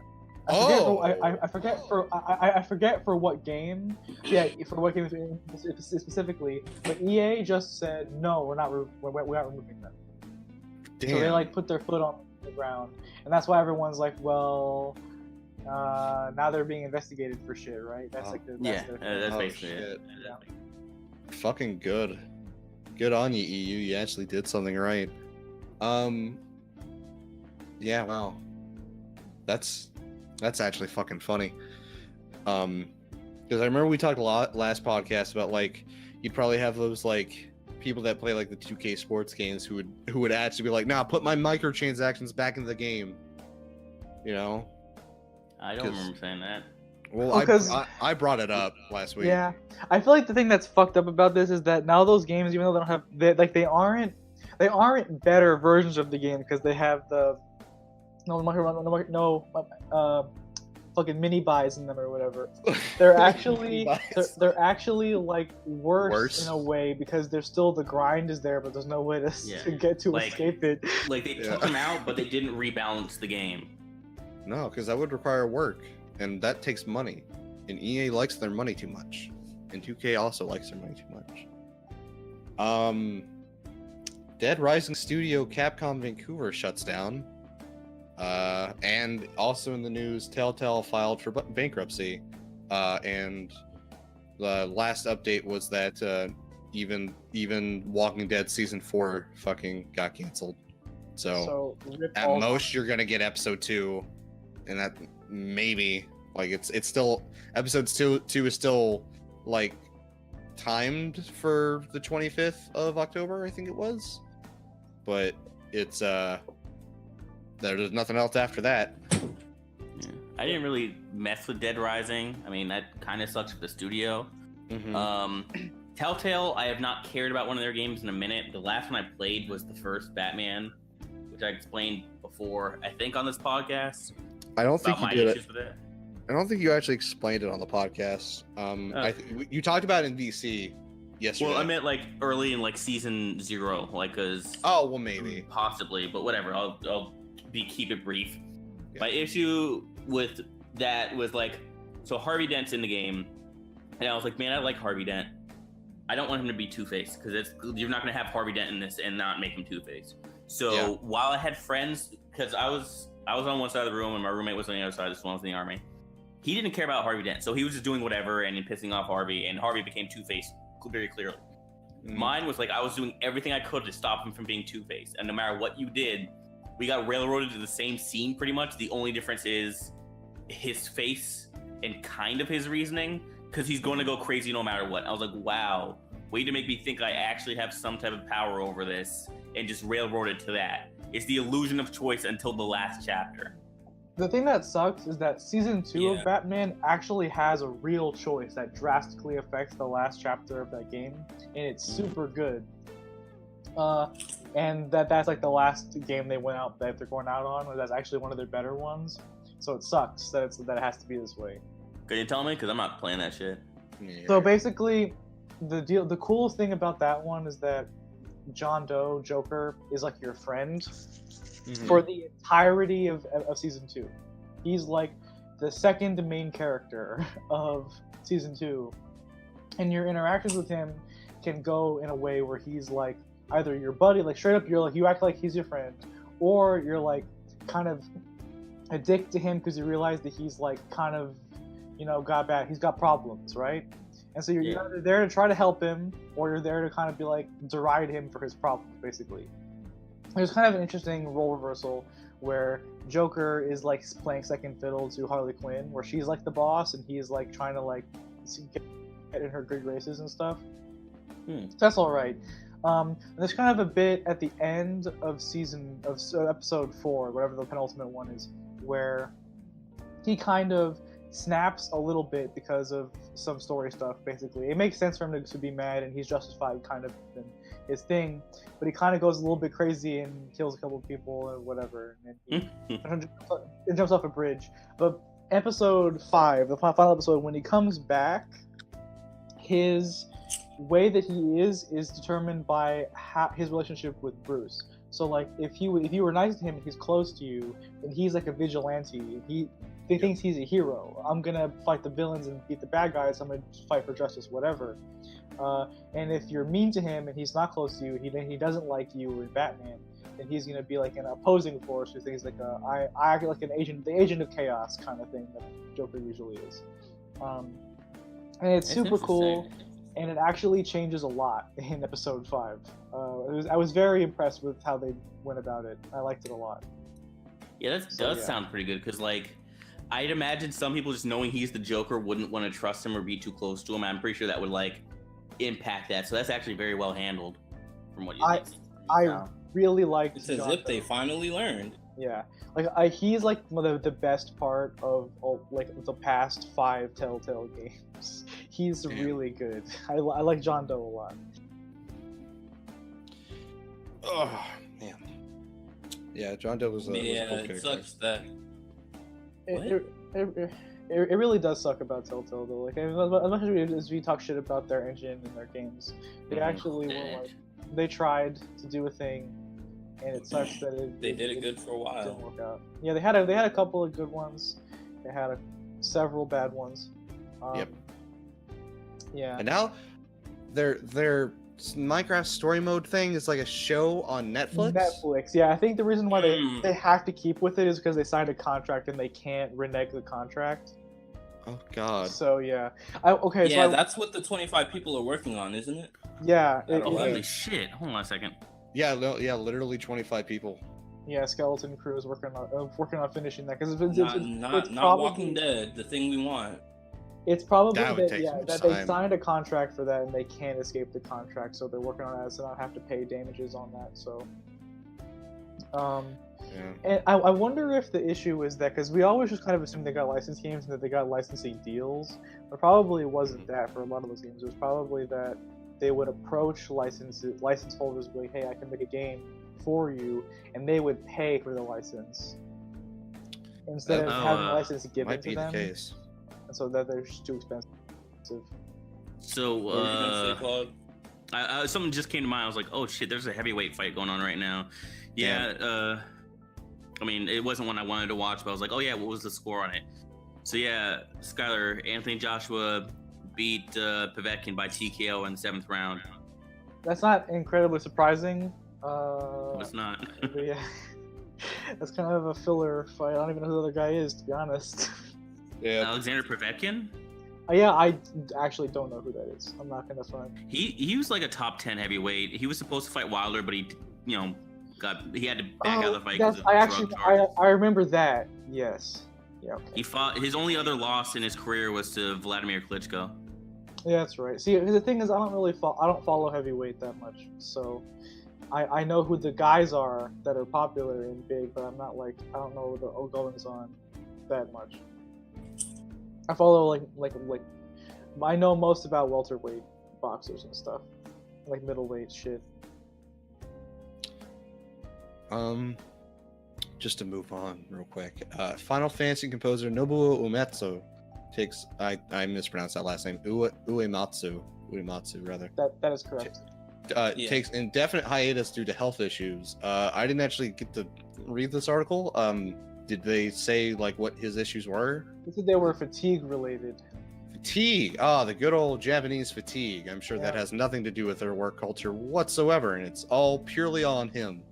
It sucks a lot. I hope he doesn't die soon because I really like Nobuo Uematsu like a lot. one of my favorite composers, right up there with the lady that does Shoko something. It's not Shoko Nakamura because that's the person who directed. It's definitely not that. But it's Shoko something. That's her name. I forget what it is, but yeah, I know you're talking. The person who did Kingdom Hearts music. Mm-hmm. Also FF15. Yo. Okay. So sorry. What? Something I just saw. What the fuck once was again, that? It was me getting hype. I'm sorry. Once again, news for myself and Skylar. Deontay Wilder versus Tyson Fury officially announced for December 1st. Shit. Okay. Oh shit. That's fucking hype. All right. Yeah. Welcome to the boxing cast. I'd have a boxing cast if I could. Yeah, it would just be me and Claude, but I'd probably get my brother in because he actually knows way more than I do about shit. Don't introduce Let your brother know to when you this. can. I'm fucking hype as shit. Yeah. Well, you know what I'm hype about, guys. Wait, what was the thing before? I think I had more to say about that. I just forgot. Did you? Yeah, I was distracted. I'm sorry. Oh, Nobuo Uematsu. Yeah. Oh yeah. Yeah. I just want to say Man's what I dying. want to say. Boss They dying. suck. He's old. Fatigue. He's old. But I just want to say that he's up there for my favorites for me as well because I like up there with like Yasunori Mitsuda who did the music for Chrono Trigger and like fucking Keiichi. Oh yeah, that is for, awesome. like Nier. Because those are the dudes, those lads. Anyway, very sad. I wish him the best. Yeah. Android 17 announced for Dragon Ball Fighter Z. Get hype. Yeah. The leak was 100% true. 100. Sorry, what you were saying, George? No, I was just gonna say good. He looks great, by the way. Have you seen the Quick screen quick classic question. trailers? Quick question. Do y'all think this will actually be the last DLC character, or do y'all think they'll do? Absolutely not. Probably not the last one. Yeah. They did talked- a poll already for like who people wanted to see for season 2. And Why? they already talked about they have at least a year planned, like at least 2-3 years maybe of planned support. So Do yeah, you no, this remember who the list was? Let me see. And BB Tag already has like another like round of DLC characters coming up. So at the very least, Yeah, the Dragon Ball would follow. yeah, we've got plenty more. Yeah, but Android 17 looks really fun. He looks like he plays fairly differently from 18. So Bro, that he was- has that was fucking nice. tips wall jump. What the fuck is that? How's Does that? he? Yeah. Yeah, he does it in the Okay. trailer. What? I It's didn't fucking really know crazy. what that was. It just kind of sounds like, oh, okay, whatever that is. Okay, What I don't understand is why you guys are still playing this incomplete ass. That's what Yeah. I hate Oh, that so much. you saw that Incomplete. too? That fucking scrub No. scrub coats post. Yeah, I fucking posted that. It shit's oof. Let's see, what were all the quotes? Who still plays this incomplete game? My favorite was I the became last a guy. I became a that pro guy. player in just 1 week and got bored of that shit. The- Sorry for hurt your feelings. That guy's the best. I wouldn't consider this a real fighting game mechanic wise. Dude's literally the guy who fails class and is like, yeah, man, school is just not challenging enough for me. God. You think these are the dudes who like I wonder how many of them are the dudes who are just salty over MVCI. There have to be some at least. A couple of. I love going through scrub quotes every once in a while, like every couple of days.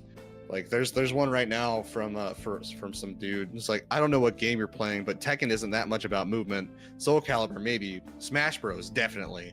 If you mean ground, Oh, if you mean That's ground, if you mean ground combo movement, I understand, but really it's not hard to grasp a sidestep or anything of the sort. Bro, it says this guy's brain would explode if he tried to understand how to do a Tekken wave dash. God. And then the dude who he said that to just like replied with, "Can anyone explain to me why you willingly drink a beverage that tastes like pee just for a feeling of euphoria?" What the fuck? Wait, was that a boomer joke? I think. Or is it boomer and or zoomer? Oh, it might be. I literally don't understand why the white sips is like the thing that everyone like on all those memes. Like why is it the 0-calorie monster is the image of the baby boomer? No. I can actually attest to that. My stepdad, not my stepdad, my uncle on my mom's side actually drinks those all the time. Well, because like I'm super confused by it because it was a meme in the Best Friends Discord in Fighterpedia for a fucking while. That's why I called it Sips, because they call it Sips in that chat. So that's in my brain. That's what it means. And they would just post memes of like they photoshopped an image of like Kana from Dragon Maid drinking it when she drinks the tea, whatever they put a little Just thing. Sips. There's tons of photoshopped images of like fucking anime girls in their 0-calorie monster. So it was like when the boomer meme started, I was like, why is this? Why this? I'm so confused. Yeah. But yeah, I don't know. Sips, memes, zoomers, boomers, whatever you are. Everybody's excited for Android 17, except for dumb bitches. So we got we got DMC5 details from Tokyo Oh Game boy, Show. did we! But real quick, a story came out during the podcast. Oh, I think I saw this also. What? Devil May Cry lets you spend real money to upgrade characters. First of all, Okay, well, I'm not doing that. I want to say that this was also in DMC4 Special Edition. It was, but it was as yeah, you could pay to get like 100,000. You You know buy what? crowd Crowd souls. soul. At this point, it really is just like it doesn't matter if Well, you the don't want to thing- spend the time and The you thing want to is that spend the money. people are worried that the game's going to be balanced so that it's harder to get red orbs to buy skills to encourage you to buy the proud souls, in which that's Yeah. like a word that exists. That's how these games work. But the thing I say, Yeah. the precedent is that in DMC4 Special Edition they didn't not rebalance the game as far as the way that the red orbs are obtained when Yeah. the thing You when you can- get the- Proud you- souls, they actually buffed red soul, red orb, like how many you get. So there's actually it was way easier to get skills quicker in DMC4 Special Edition, despite having the ability to buy them with real money also. Yeah, So, I don't if you buy the special edition on PC, you of DMC4, you actually get that DLC, like the Proud Souls, for free, along with all the other character stuff. And it gives you like 100,000, and it gives you actually more than enough to buy every move in the game, But all at once, it- and upgrade. It's also that it's not even like you're saying, because what you're saying is that the actual microtransaction that you buy is enough to give you everything. I'm saying that like it's easier to get everything for free in DMC4 Special Edition than it is in No, I DMC4. understand what you mean. I'm just saying like Yeah. and what was a problem though is that you couldn't like stop that. You couldn't like not accept the Proud Souls. It just automatically puts them in your inventory. And I mean, I don't know about you guys. It's like, but like if I have the ability to do that, I just got everything. And boy, that game plays weird. When you just have everything at your disposal and you didn't like naturally learn it, it feels weird to play. Oh yeah, when you don't understand how to build your moveset and you just have every move in the game immediately, then yeah, I see how. Yeah, that would be yeah, confusing. to the point where like I can't play DMC4. Like it's just like I can't.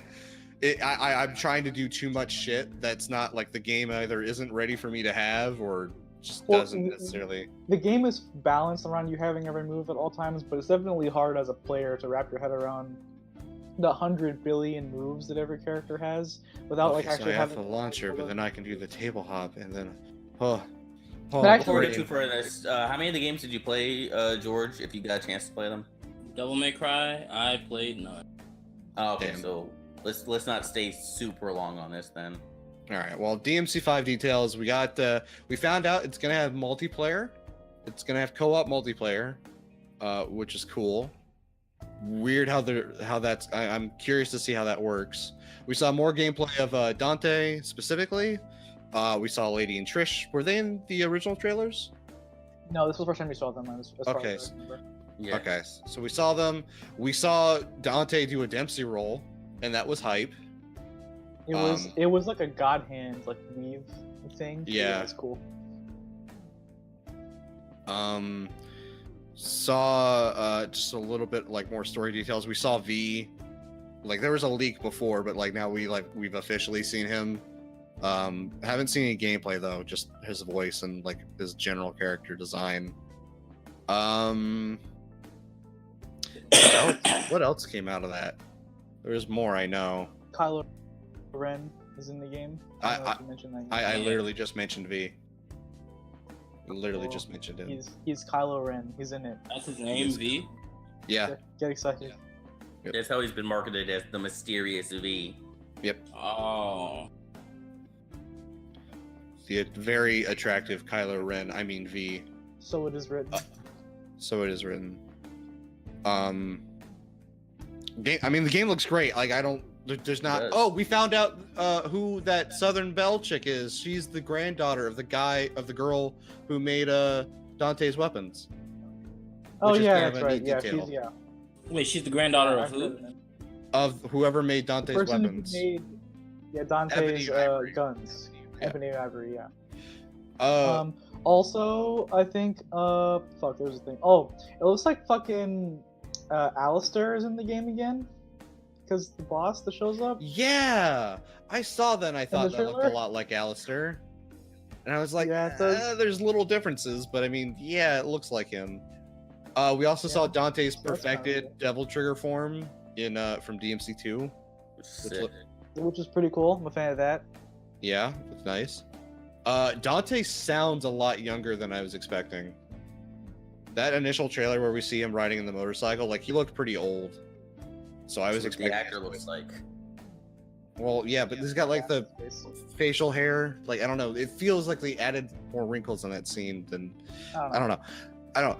He sounds a lot younger than I was expecting, and that kind of threw me off. But I'm fine with it overall. So the thing, If it this looks is good. one of the things that we mentioned, and I want your take on it, Skylar, because I want my thing to be real, but it could be James's thing. The part where they mentioned how there'd be live action cutscenes. yeah, So James was like, wait, so is it just them in mocap? And I was like, I sincerely want there to just be a one-to-one recreation of the game's cutscenes, I think with them in costume. I think the thing that was in that described the feature said that it was like the mocap cutscenes. I didn't see it say mocap. I just said it just said like live action Well, cutscenes. That's what it said in the thing, but there's a little on the website. There's like a little thing that describes all the features. That's where I posted that screenshot of one of Nero's arms. where yeah. it What designed by was that Nico. called again? I forget what it was called, but it was The pleasure designed- bringer or some shit. designed by Nico because none of his arms were gentle enough to give pleasure to Nero's girlfriend, which is pretty sick. Damn. Kyrie. Which is Also, pretty the fucking sick. Mega Buster. I just want to say it real quick. Yeah. Yeah, that was cool. Yeah, so there's little descriptions for everything. I believe the one that for the live action cutscene said that it was like the mocap cutscenes, like the behind the scenes shit, which would be kind of fun. Yeah. But yeah, it looks great. I want Ifrit or whatever that is in my veins. Yeah, that's definitely It different. looks like the coolest shit. It looks a lot like Ifrit, but it might be called something else in this one. No, it is Ifrit. It's got the. Oh, did it say that in the thing? And it looks exactly like Ifrit. I mean, it it looks does. entirely like Ifrit. I mean, sure. I mean, yeah. That's why I call it. It might be whatever. You don't know. They might call it some weird shit in this game. The fist weapons in DMC4 were Gilgamesh, so they might just call it whatever. Yeah. But yeah. So I mean, it looks cool. I'm excited for this video game. Also, Dante theme blown the. Can we talk about Yeah. that? The Dante. Oh theme? yeah, the Dante theme. I'll let somebody else take over for that one. Go for it, Skylar. I guess I'll do it because I brought it up. So they remember they put out Devil Trigger. That's Nero's battle theme, I guess, from the first trailer. Now people like that. People had a lot of fun with the Devil Trigger. It has like 6 million views on YouTube now, which is crazy. The song actually has more views than the trailer itself. So people, I guess, like it. And then so they did the similar thing where they, before the trailer came out actually, but they did the same thing where they put up the single that was supposed to be in the trailer. The Dante's battle theme, his theme from the trailer, called Subhuman, and it is a deathcore track by noted laughingstock deathcore band Damn. Suicide Silence. Damn. Are they And actually like normally? Yeah, no, they're not popular. Well, they are popular, but they're not highly respected. They're not a band people like generally. They're like, I don't know what a good comparison would be, but they're not like, you know, a band people would hold up as like a good example of how the genre is good, right? And so the song was terrible, and everyone hated it in the universe. And then, by the luck of the gods, it just so happened that the lead singer is also a pedophile. So By that the Capcom luck of had the it. gods, that sentence. So How lucky. So Capcom had a legal and PR reason to distance themselves from the song, and just instead of just being poor fan reaction. So it was like just the luck smiled down upon us that now Capcom's not going to use the song anymore, and it was removed from YouTube in like an hour. Damn. It was up for less than a day, and was removed, and then they officially distanced themselves from the song and the band within 24 hours. Like, one of the things for that, which I'm hoping now, especially because you said it's bad, I was like, it's fucking butt rock. It could grow on people, but yeah, on the first time viewing it, it's whatever. Like, I'm not a fan. But do you think that now that this has all happened, and let's just say it's a popular sentiment where people were like, is that thing actually people are saying they don't like that song? On top of the band? I have not seen a single person say that they like the song. Okay, so one thing that you could keep your fingers crossed on is on top of them distancing themselves, you could hear people being like, this doesn't fit, or they don't like this, so they'll go in a different direction for Dante's theme. Possibly, I don't know. I mean, I don't think it didn't fit in the empirical sense. Like, Dante's themes have always been edgy as fuck. Right? Like, Devils Never Cry, Heroes last theme. Lock and Loaded and shit are always edgy, man. They're all edgy. So I'm not like, I wasn't like... Wasn't Devils Never Cry, that wasn't his initial battle theme. That was like What the the boss fuck? theme, right? What's happening? Devils Never Cry, I think... Wasn't that... That was late in the game. That wasn't the whole game. I think it changed in like late game. Yeah, you're right. I mean, but yeah, it's still his battle theme, so you know, whatever. Whatever, I love that song. You No, get out of here. no, Lock and Loaded and Devils Never Cry are both great tracks, but they're also like unabashedly edgy. Like, the edgy, I want to say, is not a negative trait by default. I hate when people say that it is, because it's annoying. Because there are good things that are edgy. Like, Berserk is edgy, but it's also good. And then there are bad things that are edgy, like Akame ga Kill, which is that's just. I feel like it really depends on how they're played off. Yeah, no, for sure.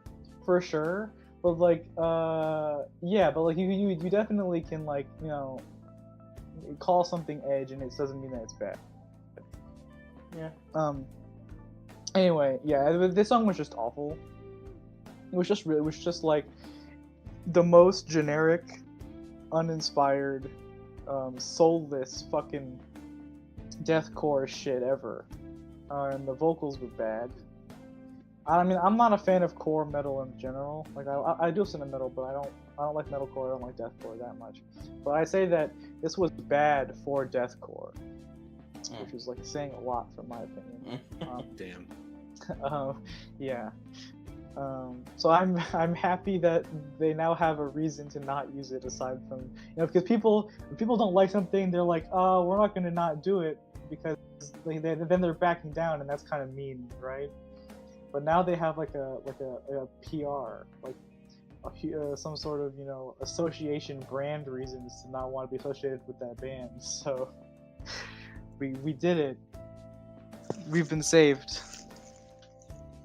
We did it. We've been saved from the ultimate shit. Fucking butt rock. Saved from butt rock. So that's saved from see, but also butt rock is not bad. Like, Guilty Gear music's butt rock, and I love Guilty Gear music. What the fucking Isn't part of why the music is good, because, like, I guess, like, was it the game's director is like a musician also? Yeah, he's a game designer, character designer, artist, occasional voice actor. He used to voice Soul. He doesn't anymore. I think it's because he's too old now. I don't think he can do the Soul voice anymore, which is why he gave it up for Exerd. And then he also, he writes all the music for the games also. Quick question. and he's like- What is butt rock? Your dad's kind of rock music, essentially. I feel like it's more a No. feeling you get in your heart. Like I feel like dad rock is what you're talking about, and that's a different thing. That's like your Aerosmith is dad rock, right? Yeah, that's good. Your Stone Temple Pilot, your AC/DC. You is got a like problem with Aerosmith? prime dad rock, AC/DC. You know, but like butt rock is just like, I don't know. I feel like it's just a feeling you get in your heart, where it's like, yeah, this is just like, Think of any Sonic the Hedgehog game soundtrack. yeah, that's Rolling Oh. around at the speed of sound. fucking So Ruby- fucking Bowling the for Ruby Soup, even though I soundtrack? like those guys. The Ruby soundtrack also is like, that's like prime Yeah. butt rock. Yeah. So like that's what I would consider. Like, I feel like Guilty Gear is like a slight step above that on the butt rock scale. I But like you wouldn't listen say to like slight, I'd say pretty significant, but yeah. we listen to like Heavy Day or any of the vocal tracks. Really, you're really in that space of cheesy fucking rock. So it's music. just cheesy as fuck, pretty much. I'd say, I guess, but it's like, Cheesy, and it's trying to be good, but it's not. yeah, that's the thing, is it's important that it's being like all trying really hard to sound cool. That's the important part. Good. Otherwise, it's just a bad song. Yeah, it's trying so hard that it's endearing and it is kind of cool.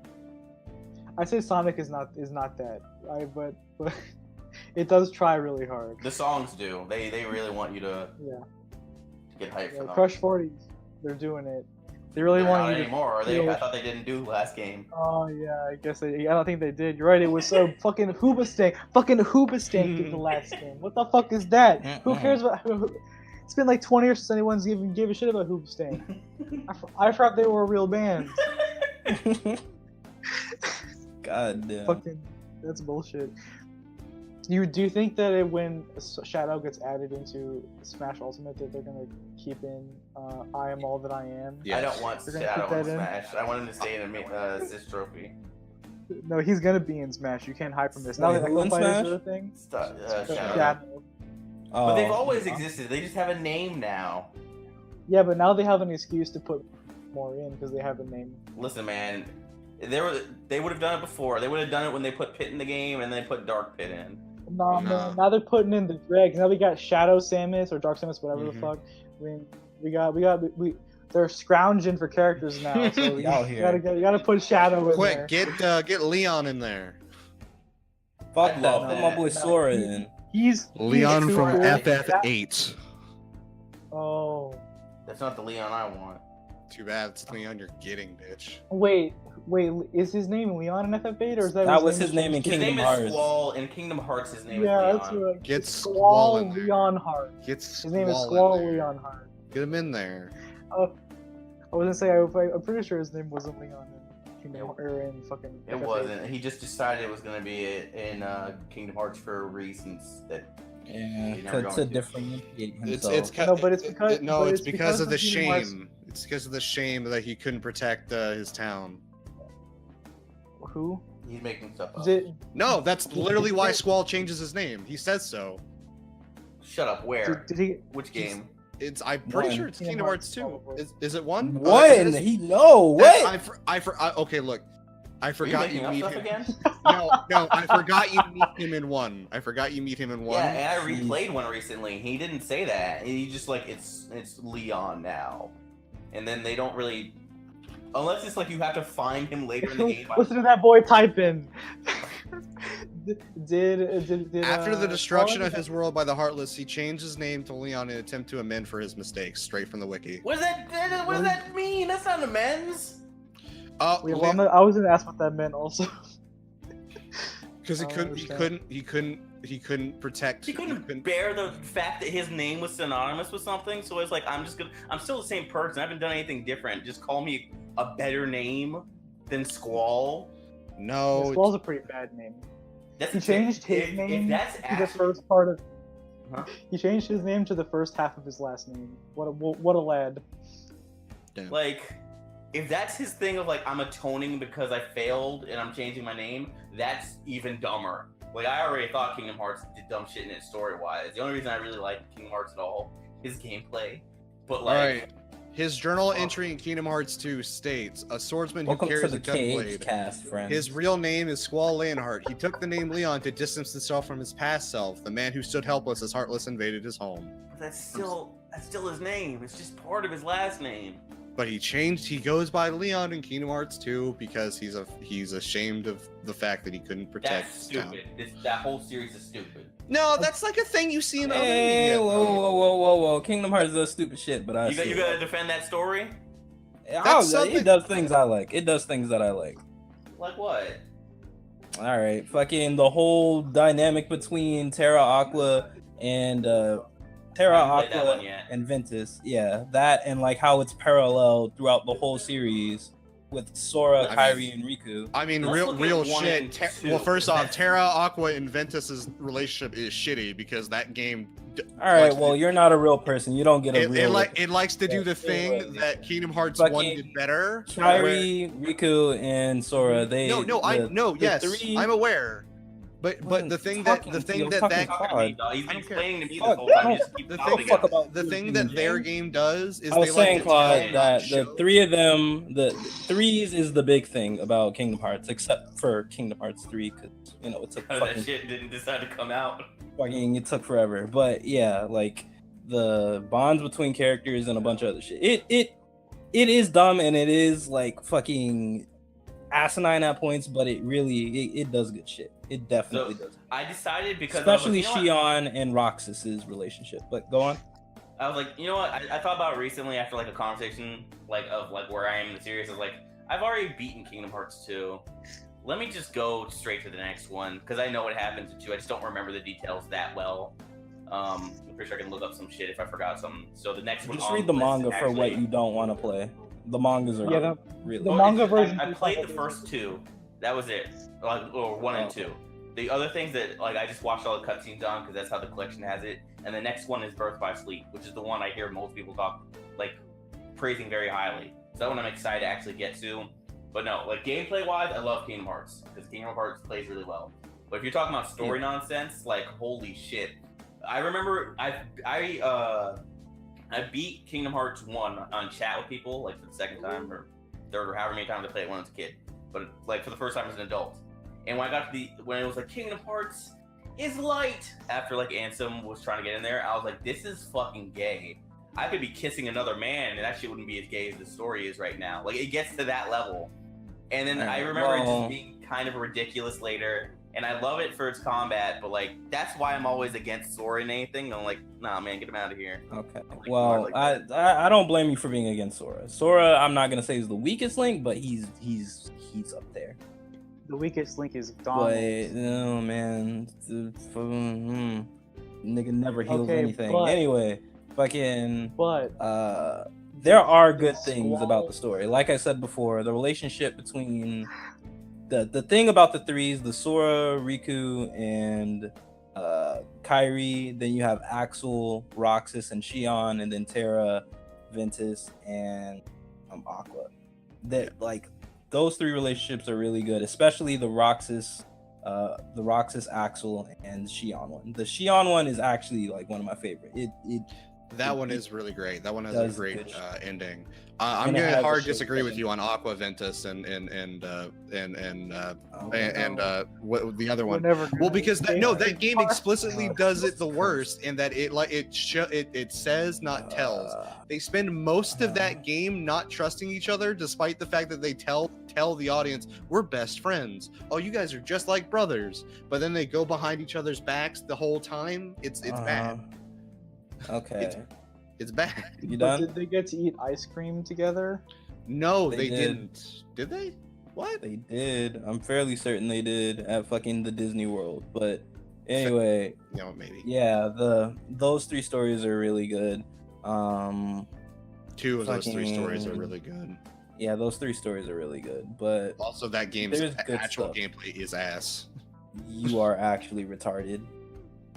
You That's are when I heard most actually people retarded. talking up. So I'm It's surprised it's to hear it, that. it's the worst of the card based shit.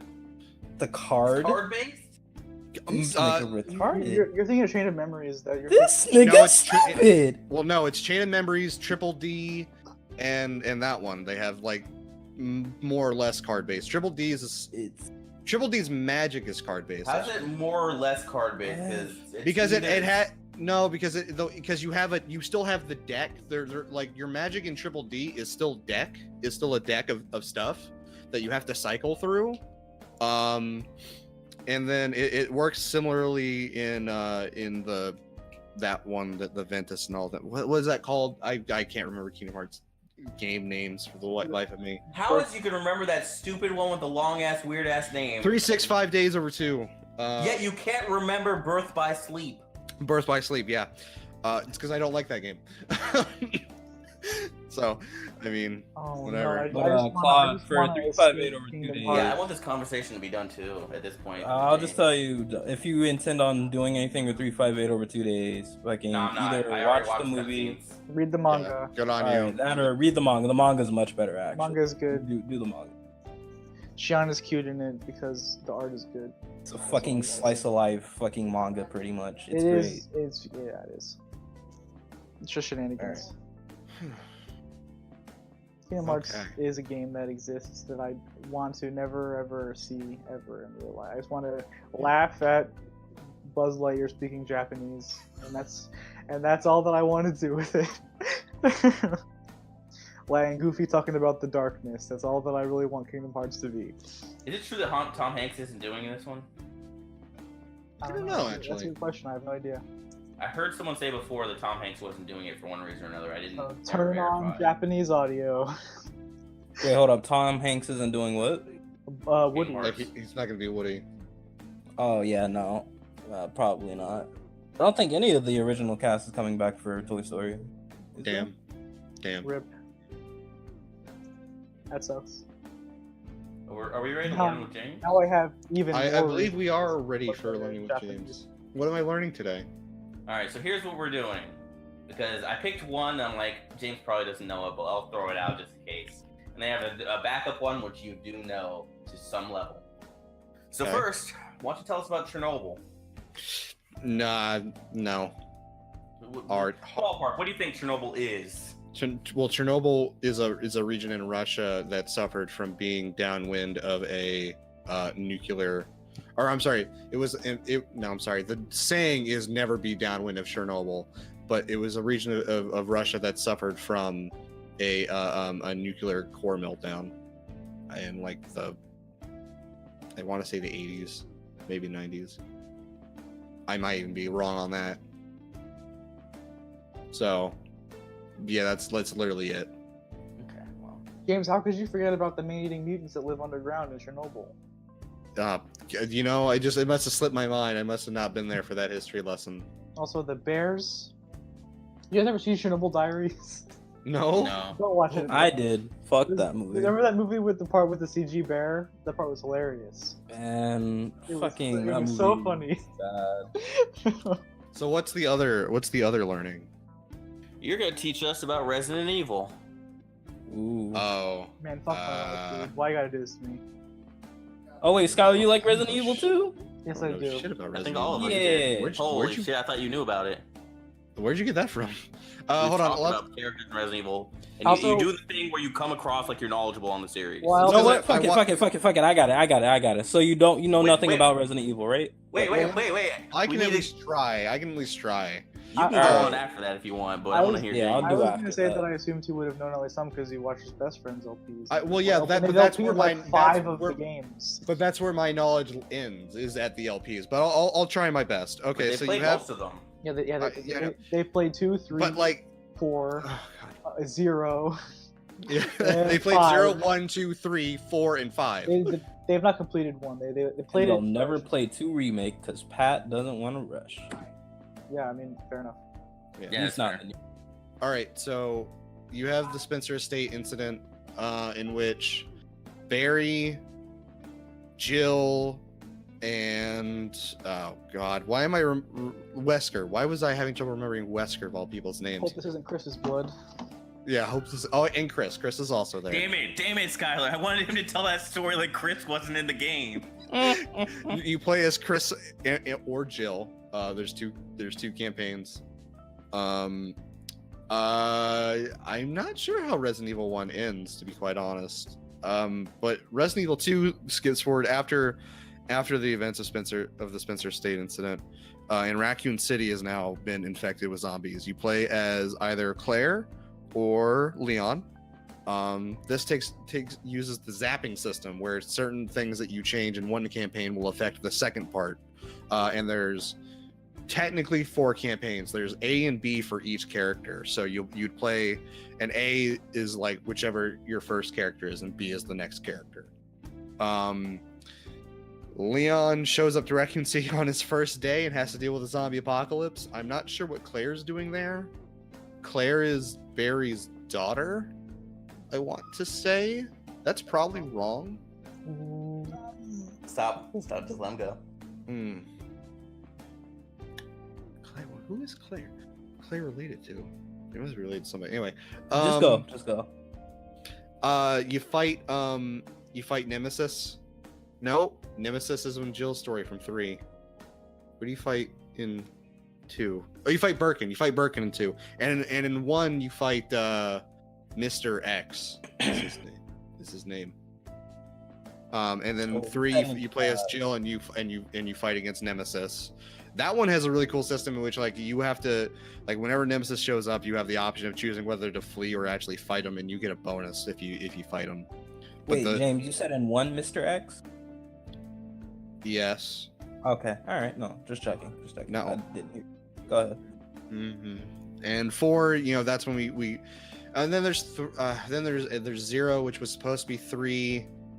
I don't remember the female character's name. I don't even remember the dude's name. I want to say the girl was named Rachel, but that's probably wrong.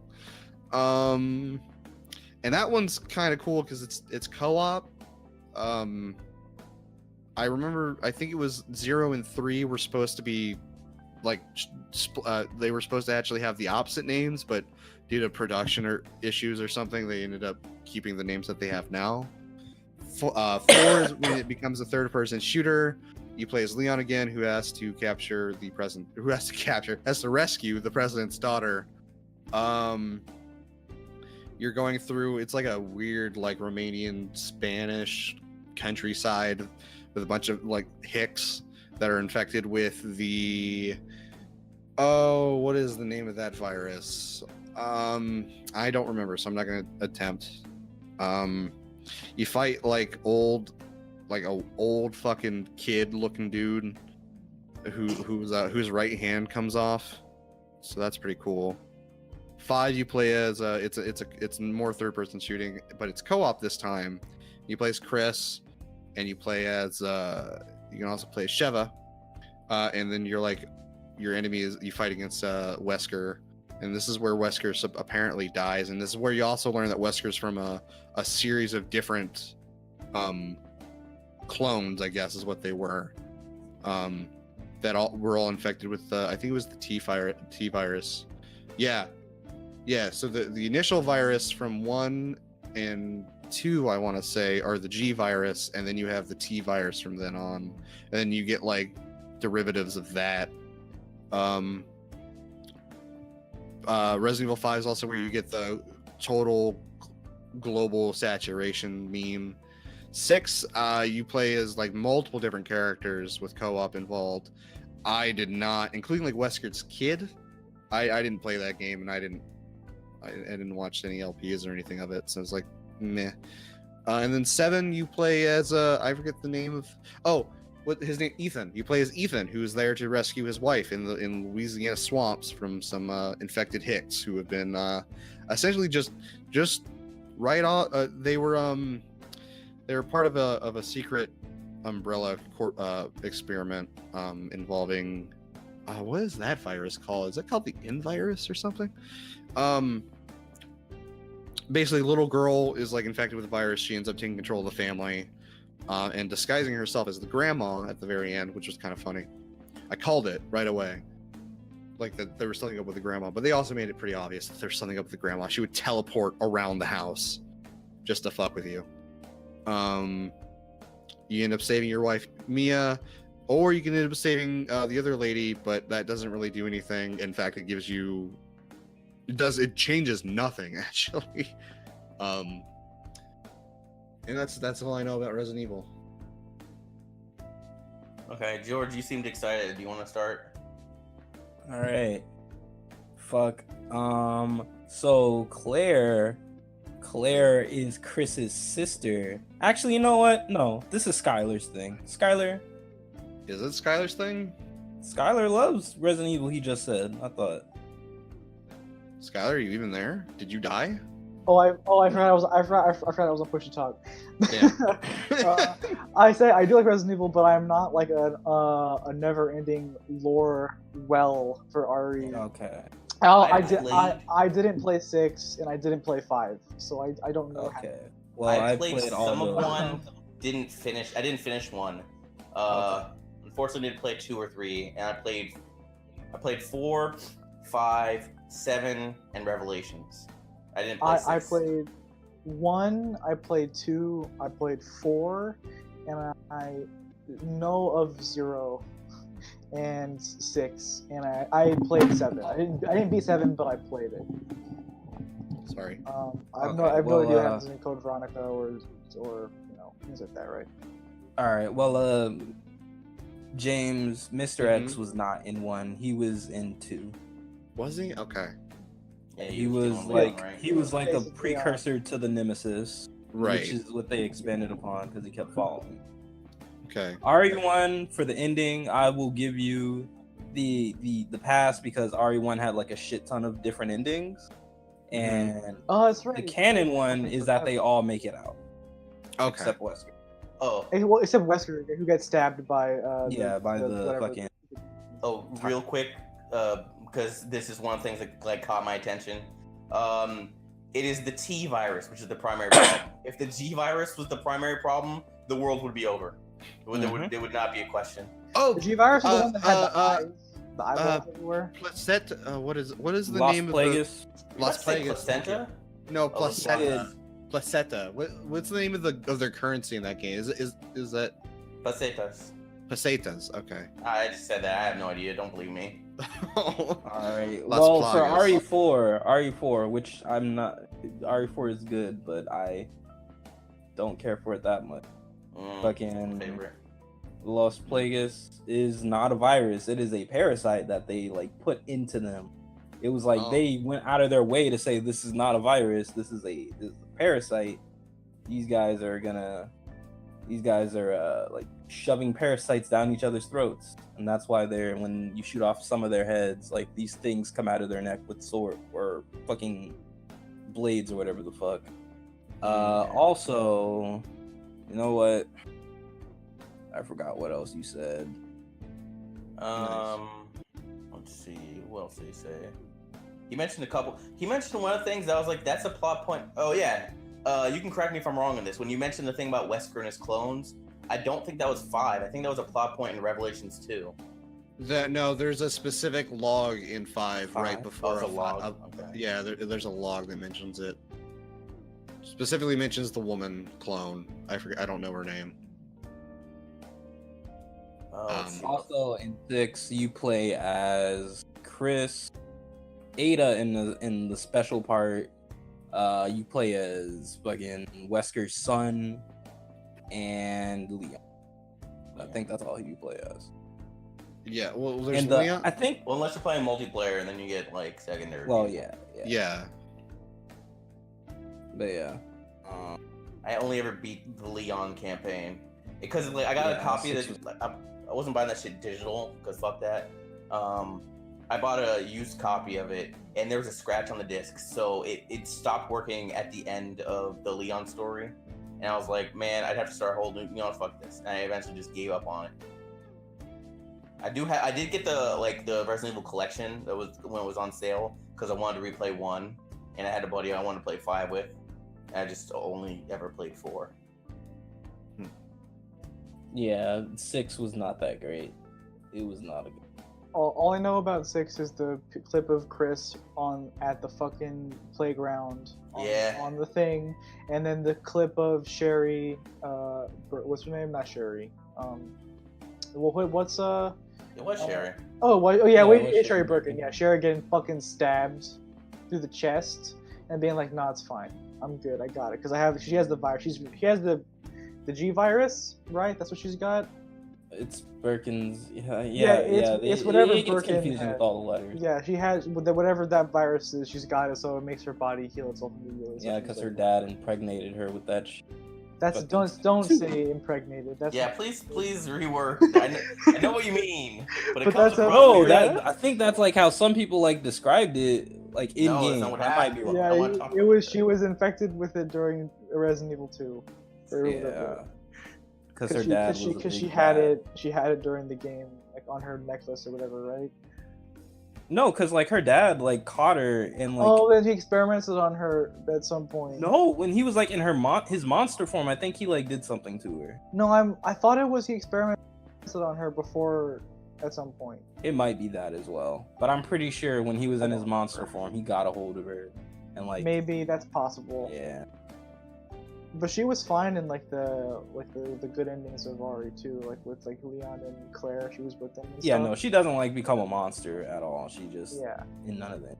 But yeah. That part, the parts with Sherry apparently are pretty good in Resident Evil 6. Like people like that storyline with. It's him the and whatever best because Wesker. like it's stupid and great and like the guy is just like Wesker and he's able to do cool karate shit. That's really Well, and people liked it because wasn't it like Sherry's deal was interesting because she was like been in like government watch her whole life or something, and like Was it? the deal with her and Wesker's kid was kind of cool. I don't know, I didn't play it, so I just know what my friend. I did. remember my I don't friend was remember like, that. Granted, I try to My forget friend- most of that. Yeah. yeah, Like the My guy that friend was turned like- into a fucking T-Rex. yeah. My friend is a huge RE fan. He really likes. He doesn't really like RE6. He likes Sherry's campaign, and he likes Ada Wong's campaign, but only because he played them in co-op. He said that Ada's campaign is hilarious in co-op because the soldier that's like not Hunk that you hang out with and that is not. They didn't account for him existing in any of the cutscenes, so he's just there at times, and sometimes the game actually just breaks because he's there. Like there's a cutscene they had in an elevator where it shows a shot of the elevator and the guy is standing on the roof of the elevator instead of being inside of it. Yeah, so it's just like he was talking about how it was really fun to play that with a friend and Yeah. how it was big. Man, I fucking love RE, Uh, the Resident Evil series. It's so stupid and great. Oh, I also played Revelations 2, which that game's great, by the way. Play The Revelations game's actually 1. I love Revelations. Revelations 2 is actually sick. The game's great. The one thing I wish is like if I could have the game online with one of you guys too. Like Revelations 1, the thing about like, all right, you're in your post game, you're allowed to just run across this Queen Genovia wherever you want. There's roaming bosses, roaming whatever. Just do this, level up, all this, and it's like it's so fun if you have a friend to play multiplayer with. Like, actually, one of my favorite things in all of Resident Evil. I Revelations own that game on the 3DS and no one else had it. Well, it eventually got ported to PS4 and Xbox. Yeah, but do y'all have it? No, I don't. That's true. See, there we go. But Revelations 2's co-op is probably one of the coolest co-op things I've seen, where it has like the asynchronous co-op, and that shit's fucking sick. Like the way that you have like I think it's I forget what the little girl's name, Natalia, I think. The chick with the powers. Yeah, so there's two people you play as. You either play as Claire and Barry's actual child Moira, not One of his daughter. He has a couple. Yeah, he has a couple daughters. Well, one of them dies because she gets shot with a gun, and that's why. Oh yeah, and that's why she hates and that's why guns. Moira doesn't want to use guns. Yeah. So you play as Claire and Moira doesn't like guns, so she's gonna use a flashlight and like a fucking hammer or whatever she finds laying around or whatever to hit people with. And that's cool because Claire, shoots people with guns, but enemies are weakened by light. So like you have the thing where Moira will weaken them with a flashlight, and then Claire can get a super attack on them or whatever. That's cool. But what's more cool is the other one with Barry and I think the girl's name is Natalia, who's like a little The like little girl? Yeah. And she can see enemies that are invisible, and Barry can't see them. So what she does is she points to them, and it'll show where she's pointing will show up on Barry's screen, so you can shoot at the invisible enemies, and that's pretty fucking cool. I like that a lot. I prefer when both characters can fight. I Yeah, understand same. that, and it's cool, but I prefer better like the thing I mentioned where it's like, all right, say you had the game, myself and you both playing like Resident Evil characters post, RE5, and it's just run along the ship riddled with nonsense and with roaming bosses and have fun while leveling up. Or I whatever. mean, I think it makes more sense like that. That sounds fun. 'Cause that's kind of like a dumb action game Yeah. thing. I think it's cool in Revelations 2 in a sense because the game is designed. Oh no, around it yeah, as a I'm not saying that's like, not it's, bad. it- I'm it's not saying it, that's not bad. it's way more of a stealth game, so that kind of like teamwork stuff is pretty cool. So, yeah. When I was learning with James, we learned a little. Hooray! Hooray! We learned that James All right. Do doesn't we care have time about for Russia. another, or are we just going to the next topic? Because I mean, we've been this almost been 3 hours. Yeah, I mean, Yeah. I gotta have dinner. I've been eating these crackers. I can't just keep crackers for dinner. Okay. Oh. Was there even a big discuss? There Yeah. was Let's do media that affected us in some way. Media that affected us. I want to before I forget. I'm gonna forget at the end of the podcast. All right. CEO Goddamn. Taku is this weekend. So everyone, Yeah. everyone watch your CEO Taku because it's cool. Support your Jabales. Check out that Unis top 8 tomorrow. PB Tag is tonight at 10 Eastern Standard Time. If anyone within the sound of my voice, please support CEO Taku so I can go to it next year because it's in Florida, where I live. Damn.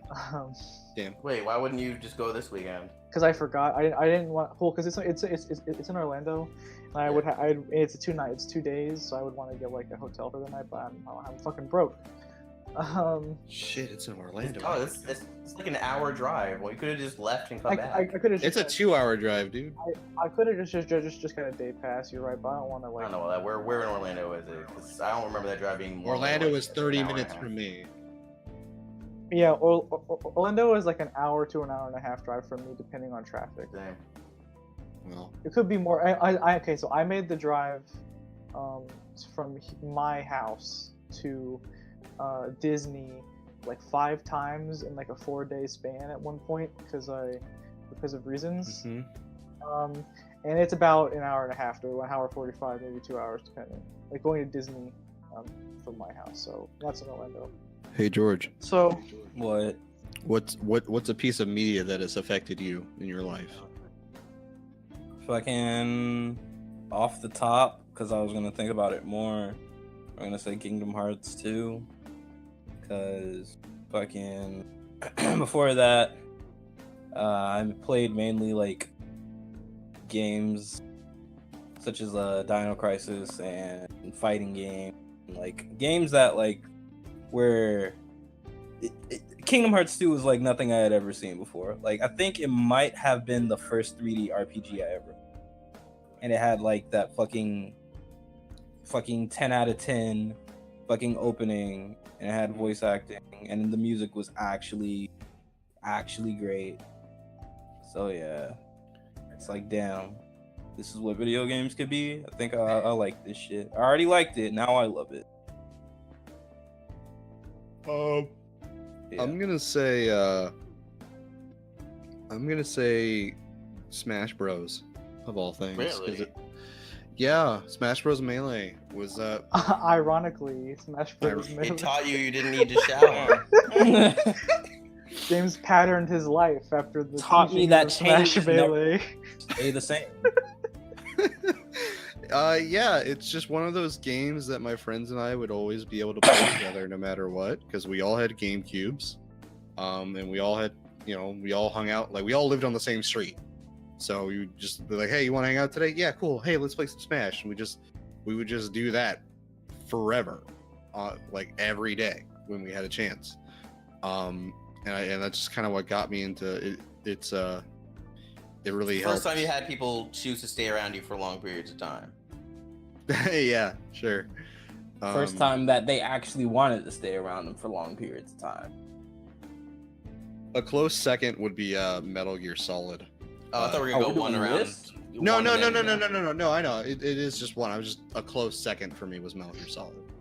Well, you I can had a talk about question Metal Gear too, Solid shit. on your next go around if you Nah, wanted. nah. All right, cool. Skylar, you want to go or me? You could go. All right, I have a couple, but I'll do one at a time. I'll let everyone else get their turns in. Number one with the bullet is, well, not even with the bullet, but just number one is Flip Flappers. Because for like the longest time, I would like only Hey, ever watch okay. Shonen Show. Yeah, you guys don't know. It's too scared to check it out. I was expecting it to be like Just don't have like a time thing to from your check it out. childhood. So No, there is a thing from my childhood. I didn't have much media affect me from my childhood. Most of it was like when I had developed and like it changed my mentality about something. So yeah, Flip Flappers mainly because I watched like nothing but shonen action series, and that show does have action and it's beautifully animated. But it was like the first thing that like actually made me break out of only watching shonen shows. I'm like, let me branch out. So like half of the anime I watched recently, like in the last year and a half, I would never have checked out if I didn't watch Flip Flappers because it was not something I would have even given a chance. All right, so yeah, that's cool. I felt that. That show is great. With Claude, everyone should watch it. It's good.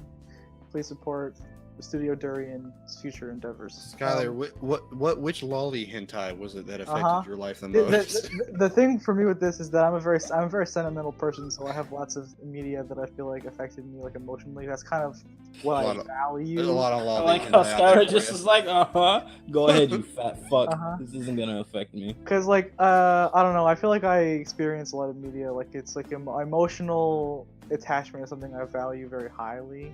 So there's lots of shit that I like, but I guess I'd say like the bigger things would be like Gurren Lagann. I feel like I watched that at a really good time in high school, where I was just like, it was just like, I mean, I wouldn't like I'd say it was what I needed at the time, but I wasn't like a sad kid. It was just I needed it because it was like that was like the perfect time for me to watch it.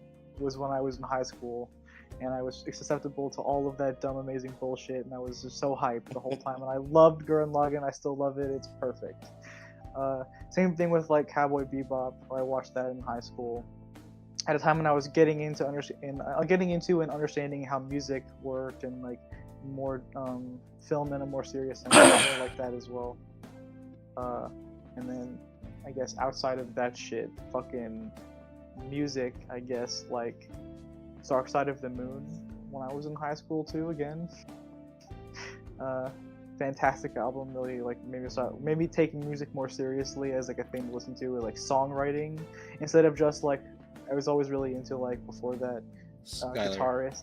Yeah. if you had not, if you had never listened to Dark Side of the Moon, we would have never met. That's true. You wouldn't have worn that shirt. That's true. It's a That is blessing and a curse. blessing and a curse. Damn it. I was just gonna say that before that I was always super into like music in the sense that I was into like the virtuosity aspect of it. I loved guitar players that play super flashy guitar solos and were like, look at how impressive I am about my skill. And listening to Dark Side of the Moon, I was like impressed by it, but not because anything that I played was hard, but because of how unique and interesting it was as like a songwriting thing.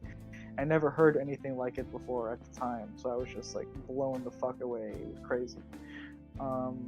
Yeah, and there's stuff I've seen recently that I really affected me emotionally, like Penguin Drum and like Ping Pong. I think are both amazing things that I really appreciate on like a personal level.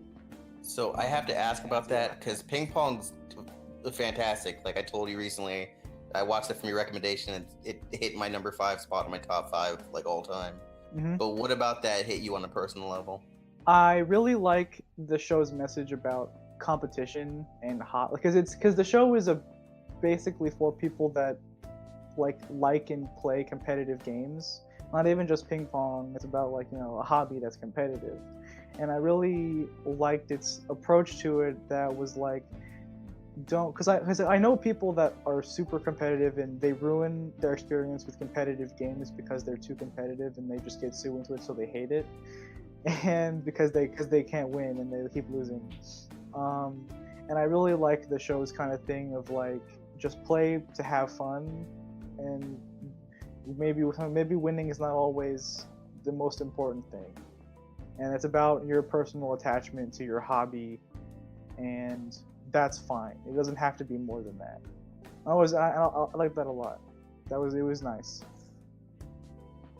Because, the whole thing the whole end of the last episode is amazing. When they're doing the ping pong, the song is playing, and it's the whole shit. That was when I cried in the airport. That was, Which one? and it was really good. Mm. The last bit where Peko and Smile are playing, and it's like the song is playing and has all the flashbacks of like them as kids playing ping pong with their parents and their friends, and it's just so sweet. Like especially the clips of China playing with like his mom. It got me really good. It was really. I know Solange made the comment on this before when she was like, Hanebado is like the ping pong of the season. I'm like one episode behind. Yeah, no. It hits a lot of similar beats. There's even scenes that are almost one-to-one like that, like where you see Dragon in the bathroom and the way he's standing, and then people talk. Like, even that scene is in Hanebado. But Really? I'm not going to say it's at the same level, but there's definitely a lot of similar themes between the two. The I know she fucking said it was- the Christmas scene in ping pong is like the It's best so scene good. in all. It's like my favorite scene ever. It's so good. Alright, Yeah. So, unless you had more on that, we'll be No, back to George now. Yeah. Mm-hmm. Yeah, are we doing like one thing from each piece of media, like television? Oh no, just in Just general whatever. for you. Like I have 3 total Alright. that like affected me that I could think of, so I'll do my second one after James does his. All right, Yeah. so we're just gonna do 3, right? It can be as many as you want. Yeah, I have. yeah. All right, fuck it. Yeah, okay. My next one would be Afro Samurai because I actually watched it with my uncle and my dad. It's one of the only animes I ever watched while my dad was also in. Wait, let me add one more in. Fucking pretty much showed me, in addition to it having a black protagonist, which is something I had never seen in an anime before, which blew my fucking mind. It was also like, I guess, edgy and dark in fucking all the right places, and it was like the first anime I ever saw that like showed titty, and that's also big. That was a big defining moment for George. Didn't realize that anime titties existed. And now I can't get enough of them. Can't get enough of the anime titty. Now I can't stop looking at anime titty. Fucking great. What a cruel web it weaves. A blessing and a titty. curse, if you will. But fucking yeah, it's like it was just all the right things that I loved. The edginess, black main protagonist, story was whatever, but like the Still laughing at themes your joke. and the No, Huh? I'm laughing at a different joke. okay, fucking the themes and like the character design and the art design is fucking great. It's everything I love. Okay. Made me realize that there's more adult shit. In the similar vein, Metal Gear Solid, I specifically 3 and 2 because I was first introduced to Metal Gear Solid through 3, but I played 2 first. Was one of the that was the game that taught me to pay attention and to a game's narrative, and that it could actually have a very, very good narrative that like I could actually comprehend and get something out of. 2 specifically is probably one of my favorites. So like and 2 also, and Metal Gear also kind of got me paying more attention to like Japanese media in general. I didn't, from what I can remember, like around that time I was mostly still playing like first person shooters and like more like kind of Western, just like racing games every once in a while. But like here, when I played Metal Gear, it was like, oh wow, like these Japs, you know, they know what's up. Maybe I should- These jobs. Of course, Babby Me didn't actually say that. But I believe you did. yeah, Mm. okay. Your dad Um, might have. My dad wasn't in my life at this time. What are you talking about? Yeah, it was just one of those things. Like I was like, oh hey, I actually can get into this sort of stuff, and I got more into RPGs as a result, and then I got into Kingdom Hearts, and etc. So that's my second one. And I have a third one. I'll talk about that after we loop back around. Okay, so I actually added one to my list because something that George said kind of sparked, like, oh wait, I fucking didn't even think about this. Dragon Ball Z, because that is what got me into anime. I watched, like, as a kid, I watched like Animal Planet and like Discovery Channel, and that was all I really watched for a while. And my parents still like, after a while, my dad was like, "Hey, you want to watch some cartoons?" I was like, "What the fuck are cartoons?" Because I just genuinely like learning about whatever I could learn at that point in time in my life. And then I started watching some cartoons, and like I thought they were fine. But the thing that was like almost like religiously done was every day when I was done with school, I would do my homework as fast as I could, and I would watch, like, my dad would get off work like around the time I was done with my homework, and we would sit down and watch Dragon Ball Z together like every day after school. And like that, and then sometimes like Tenchi Muyo, which was kind of weird in retrospect because like if I had a son, I wouldn't have him watch that. See a bunch of girls trying to fuck this one dude. But yeah, so Dragon Ball Z was the big one on that, and it was like just because it was every day so consistent, and then like he eventually kind of stopped watching it. But like if it wasn't for him doing that, I don't know if I'd even be into anime like I am now. So that's mine. I felt that shit. I guess I didn't mention any games that I played. But I guess like Nier Automata really got to me heavily. Yeah, that's a good one. Yeah, that ending shooting sequence. Fucking ugly. Wait, what movie? Nier Automata. Nier Oh, Automata. okay. I don't Fucking. think about. I was like open, like ugly crying through. Yeah. So Yeah. And that was another thing that got to me at a really perfect time where I was like, I was like kind of college, like worried about my future kind of thing, and that was like really, I don't know. I liked the message of the game. I thought it was like uplifting, and I was a big fan of it. Yeah.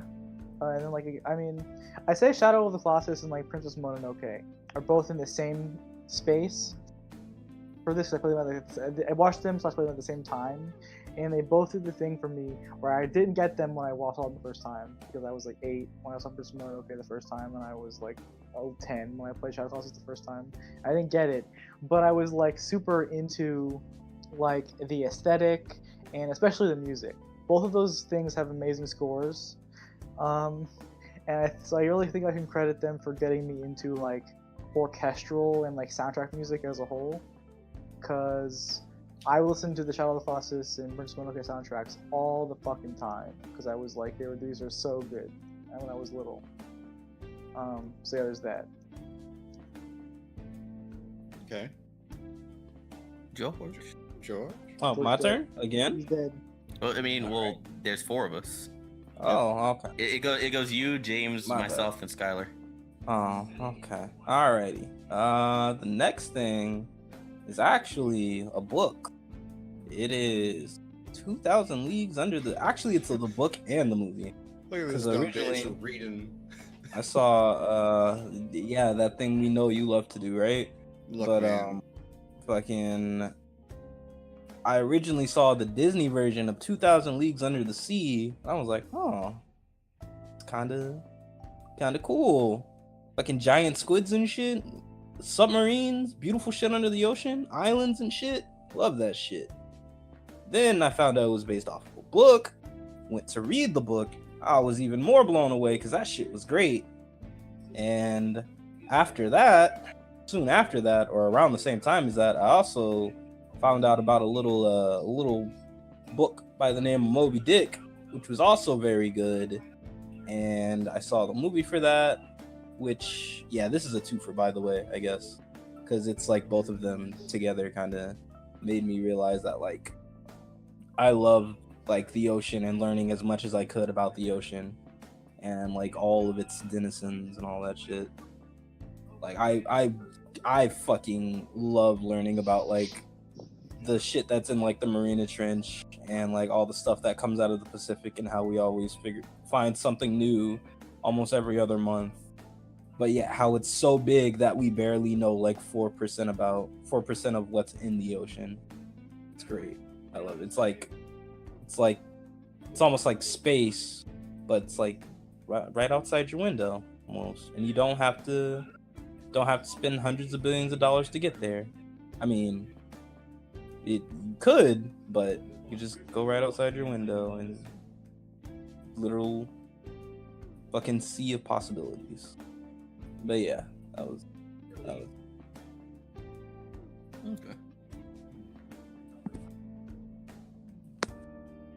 James, you gonna start talking? No. Huh?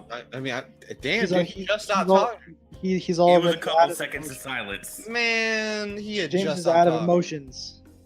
Not out of emotions. I never had any to begin with. Anyway, this is gonna be like really dumb, but my last one is actually Bill Nye the Science Guy. Bill Nye the Science Guy actually helped me think a lot more about like the world around me and stuff. And I, The Netflix show. and at the time I was living with my dad, and like he and his stepwife, his wife, you know, and I and you know like their family and I we'd all go to church like every Sunday, and like as I was watching Bill Nye more, and like as I'm going to church, it's like a lot of these things aren't really adding up a whole lot, and like, you know, the Bill Nye stuff, all the science stuff is like being able to give me more answers than like religion seems to be. And I actually ended up having a really serious talk with my stepmom, like, hey, like, is it okay if I'm like an atheist, and like, because I think I might be.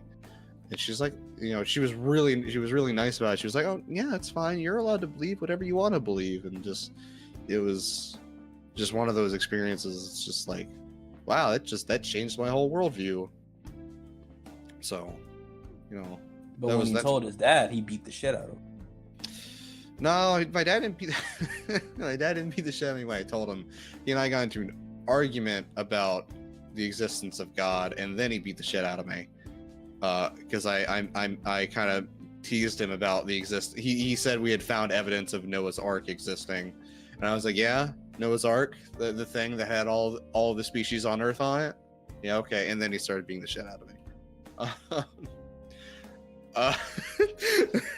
Yeah, you deserved it probably. Yeah, I mean, You probably. probably called him a faggot like 1 or 2 times. I probably did. I just can't remember. You know, that's all it is. You know, it's all the head injuries. You know, I It's all the sustained. dent. The dent just fucking. The That's dent. the organ. of the dent. Weirdly enough, dent shaped like my dad's fist. Don't know why. never wondered why. But yeah, that's fine. That's my last one. Okay. So my next one is The Punisher, specifically the Thomas Jane Punisher. I watched, like I mentioned, I watched a lot of cartoons with my dad when I was younger.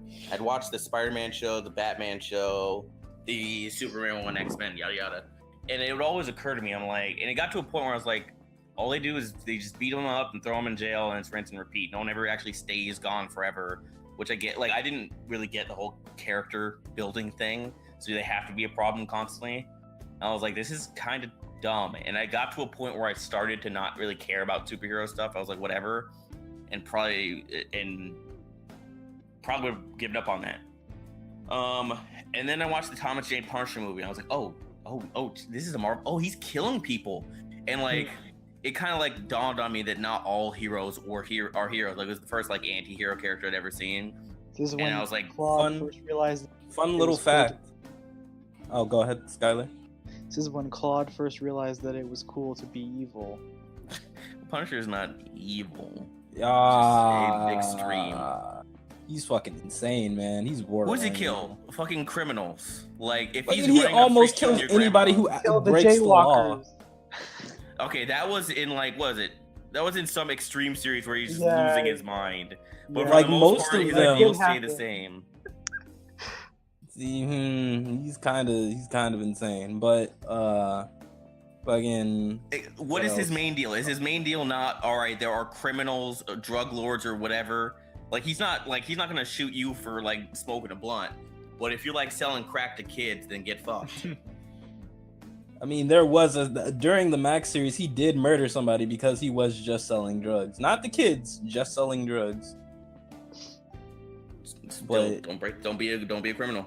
Just don't do Be a that. criminal. Yeah. Don't do Don't that thing. literally live a good life, and you don't need to worry about him. He's also done I mean, some if other you fuck want shit. to, are you selling drugs? Why are you so against him? What's your Hey agenda? man, I just don't like how he's fucking out here murdering people for breaking laws, but when Captain America does it, he becomes his fucking Gestapo, man. He actually becomes a Nazi police officer. But I digress. Yeah. So I seen him like killing like the villains. I was like, oh yeah, that's why like he doesn't have a rogues gallery except for like Jigsaw. I was like, you know, I really respect this man and his conviction to make sure crime stops for good. So that got me back into superheroes, which later on the line would get me into wanting to write comics. So that whole career I went with that would not have existed if I probably not exist if I did not see the Thomas Jane Punisher movie. Damn.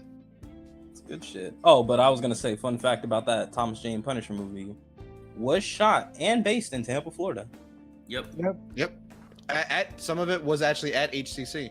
Some of it was Yep. on the Skyway Bridge. It's very weird. That movie ends with a shot of him on top of the bridge. And it's like, man, Don't know why they based the Punisher movie in Tampa, but you know, It's Because New it- York, New York it really character. be like- It's don't worry about it. it really be go like Tampa, that. I you know? guess.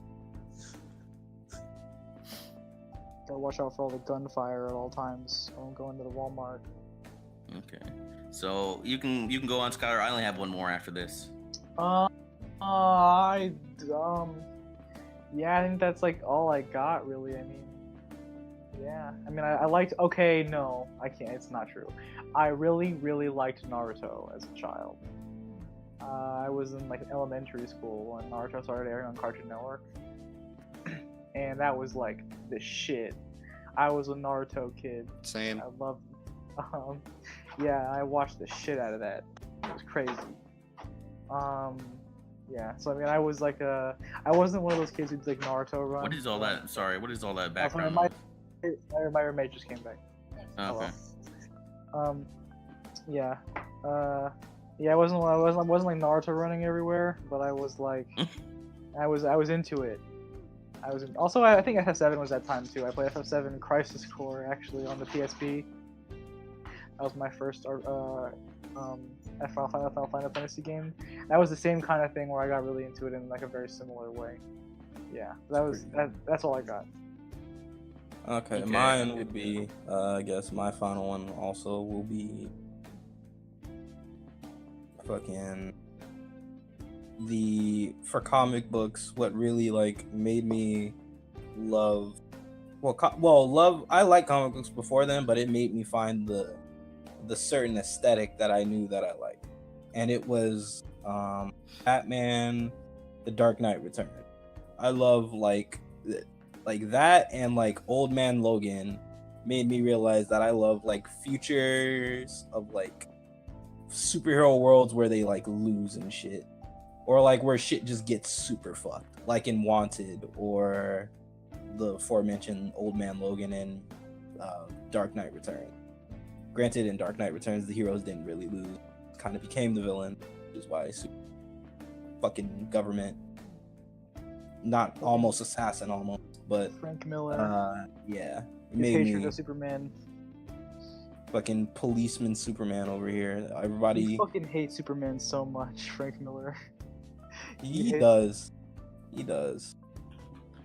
Same with fucking Scott, the guy that made fucking Batman v Superman. He also hates him, even though he made a movie. Zack with him. Snyder, yeah. He's Zack Snyder. Don't know why You know he what, made a that's movie. true. He tried, but it's very clear that he does not like Superman.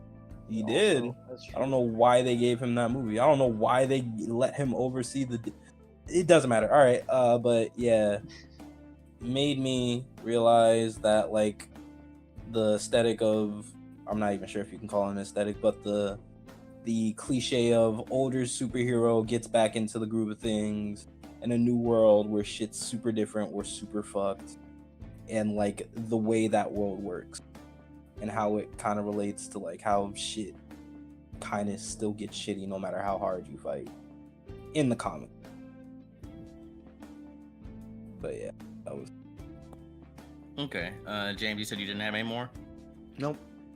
Okay, so then I'll do my last one, which is A Place Further Than the Universe. Or Oh, some really? I people guess know I. it Yeah. as- Yeah, so I'll give the backstory for it after a bit. But so the main theme behind that show, at least for the main character, is how she's tired of living just a day-to-day life, and she wants to actually get out there and do something, like do something spontaneous, just live her life, because she's kind of worried about just never doing what she would hope to do. And she eventually meets another girl who, for reasons, wants to go to Antarctica, and you get a cast of 4 characters. But it's just main theme of just go out and live. Really hit me on an emotional level, because when I was it was right before the army. That's part of why I joined the army, because I had a lot of complex emotions going on about how I wasn't really going anywhere in my life and how I needed to go out and do something. So that resurfaced a lot of that, and on top of that, it's a very well written show, and just it is just a high quality and just genuine. And like I mentioned, the whole thing about before I joined the army, about oh boy, I'm not really going anywhere with this, I'm not really going anywhere with that, I haven't done anything, yada yada. I want to just do something, but I in the army was what I chose to do. So yeah, the reason that's so high up there for me is just how the show kind of handled the overall theme of living your life. It's very sweet. The series is good. Yeah, it's arguably one of the best original anime I've seen in recent years. Good old Madhouse. They still got it. They never lost it. Yeah, I mean, well, they lost a bunch of their staff. A lot. But were they bad? No, that's what I mean. Yeah, they still got it despite a lot of their staff shakeups. Because Satoshi Kon's dead. Saki Iwasa started his own studio. So did Mamoru Hosoda. So did Takeshi Koike is doing stuff for TMS now. So their staff, the old staff isn't there as much, but they're still putting out good shit. So that's cool. Okay. Well, yeah, that's it for me. Awesome. Well, thank you everybody for joining me, and everybody else, obviously. We got Claude, Skylar, and George, and me on the Dadcast. Thank you everybody for joining us today. Goodbye, Doug. I'll be back eventually. Sorry, Do you think you'll be back for the JoJo thing? When does JoJo come out? October or something? That's what we're Yeah, talking about. 2 weeks. During the podcast, I got an email from Chick-fil-A saying I have an open interview on Monday. So maybe, Good luck. I guess we'll see.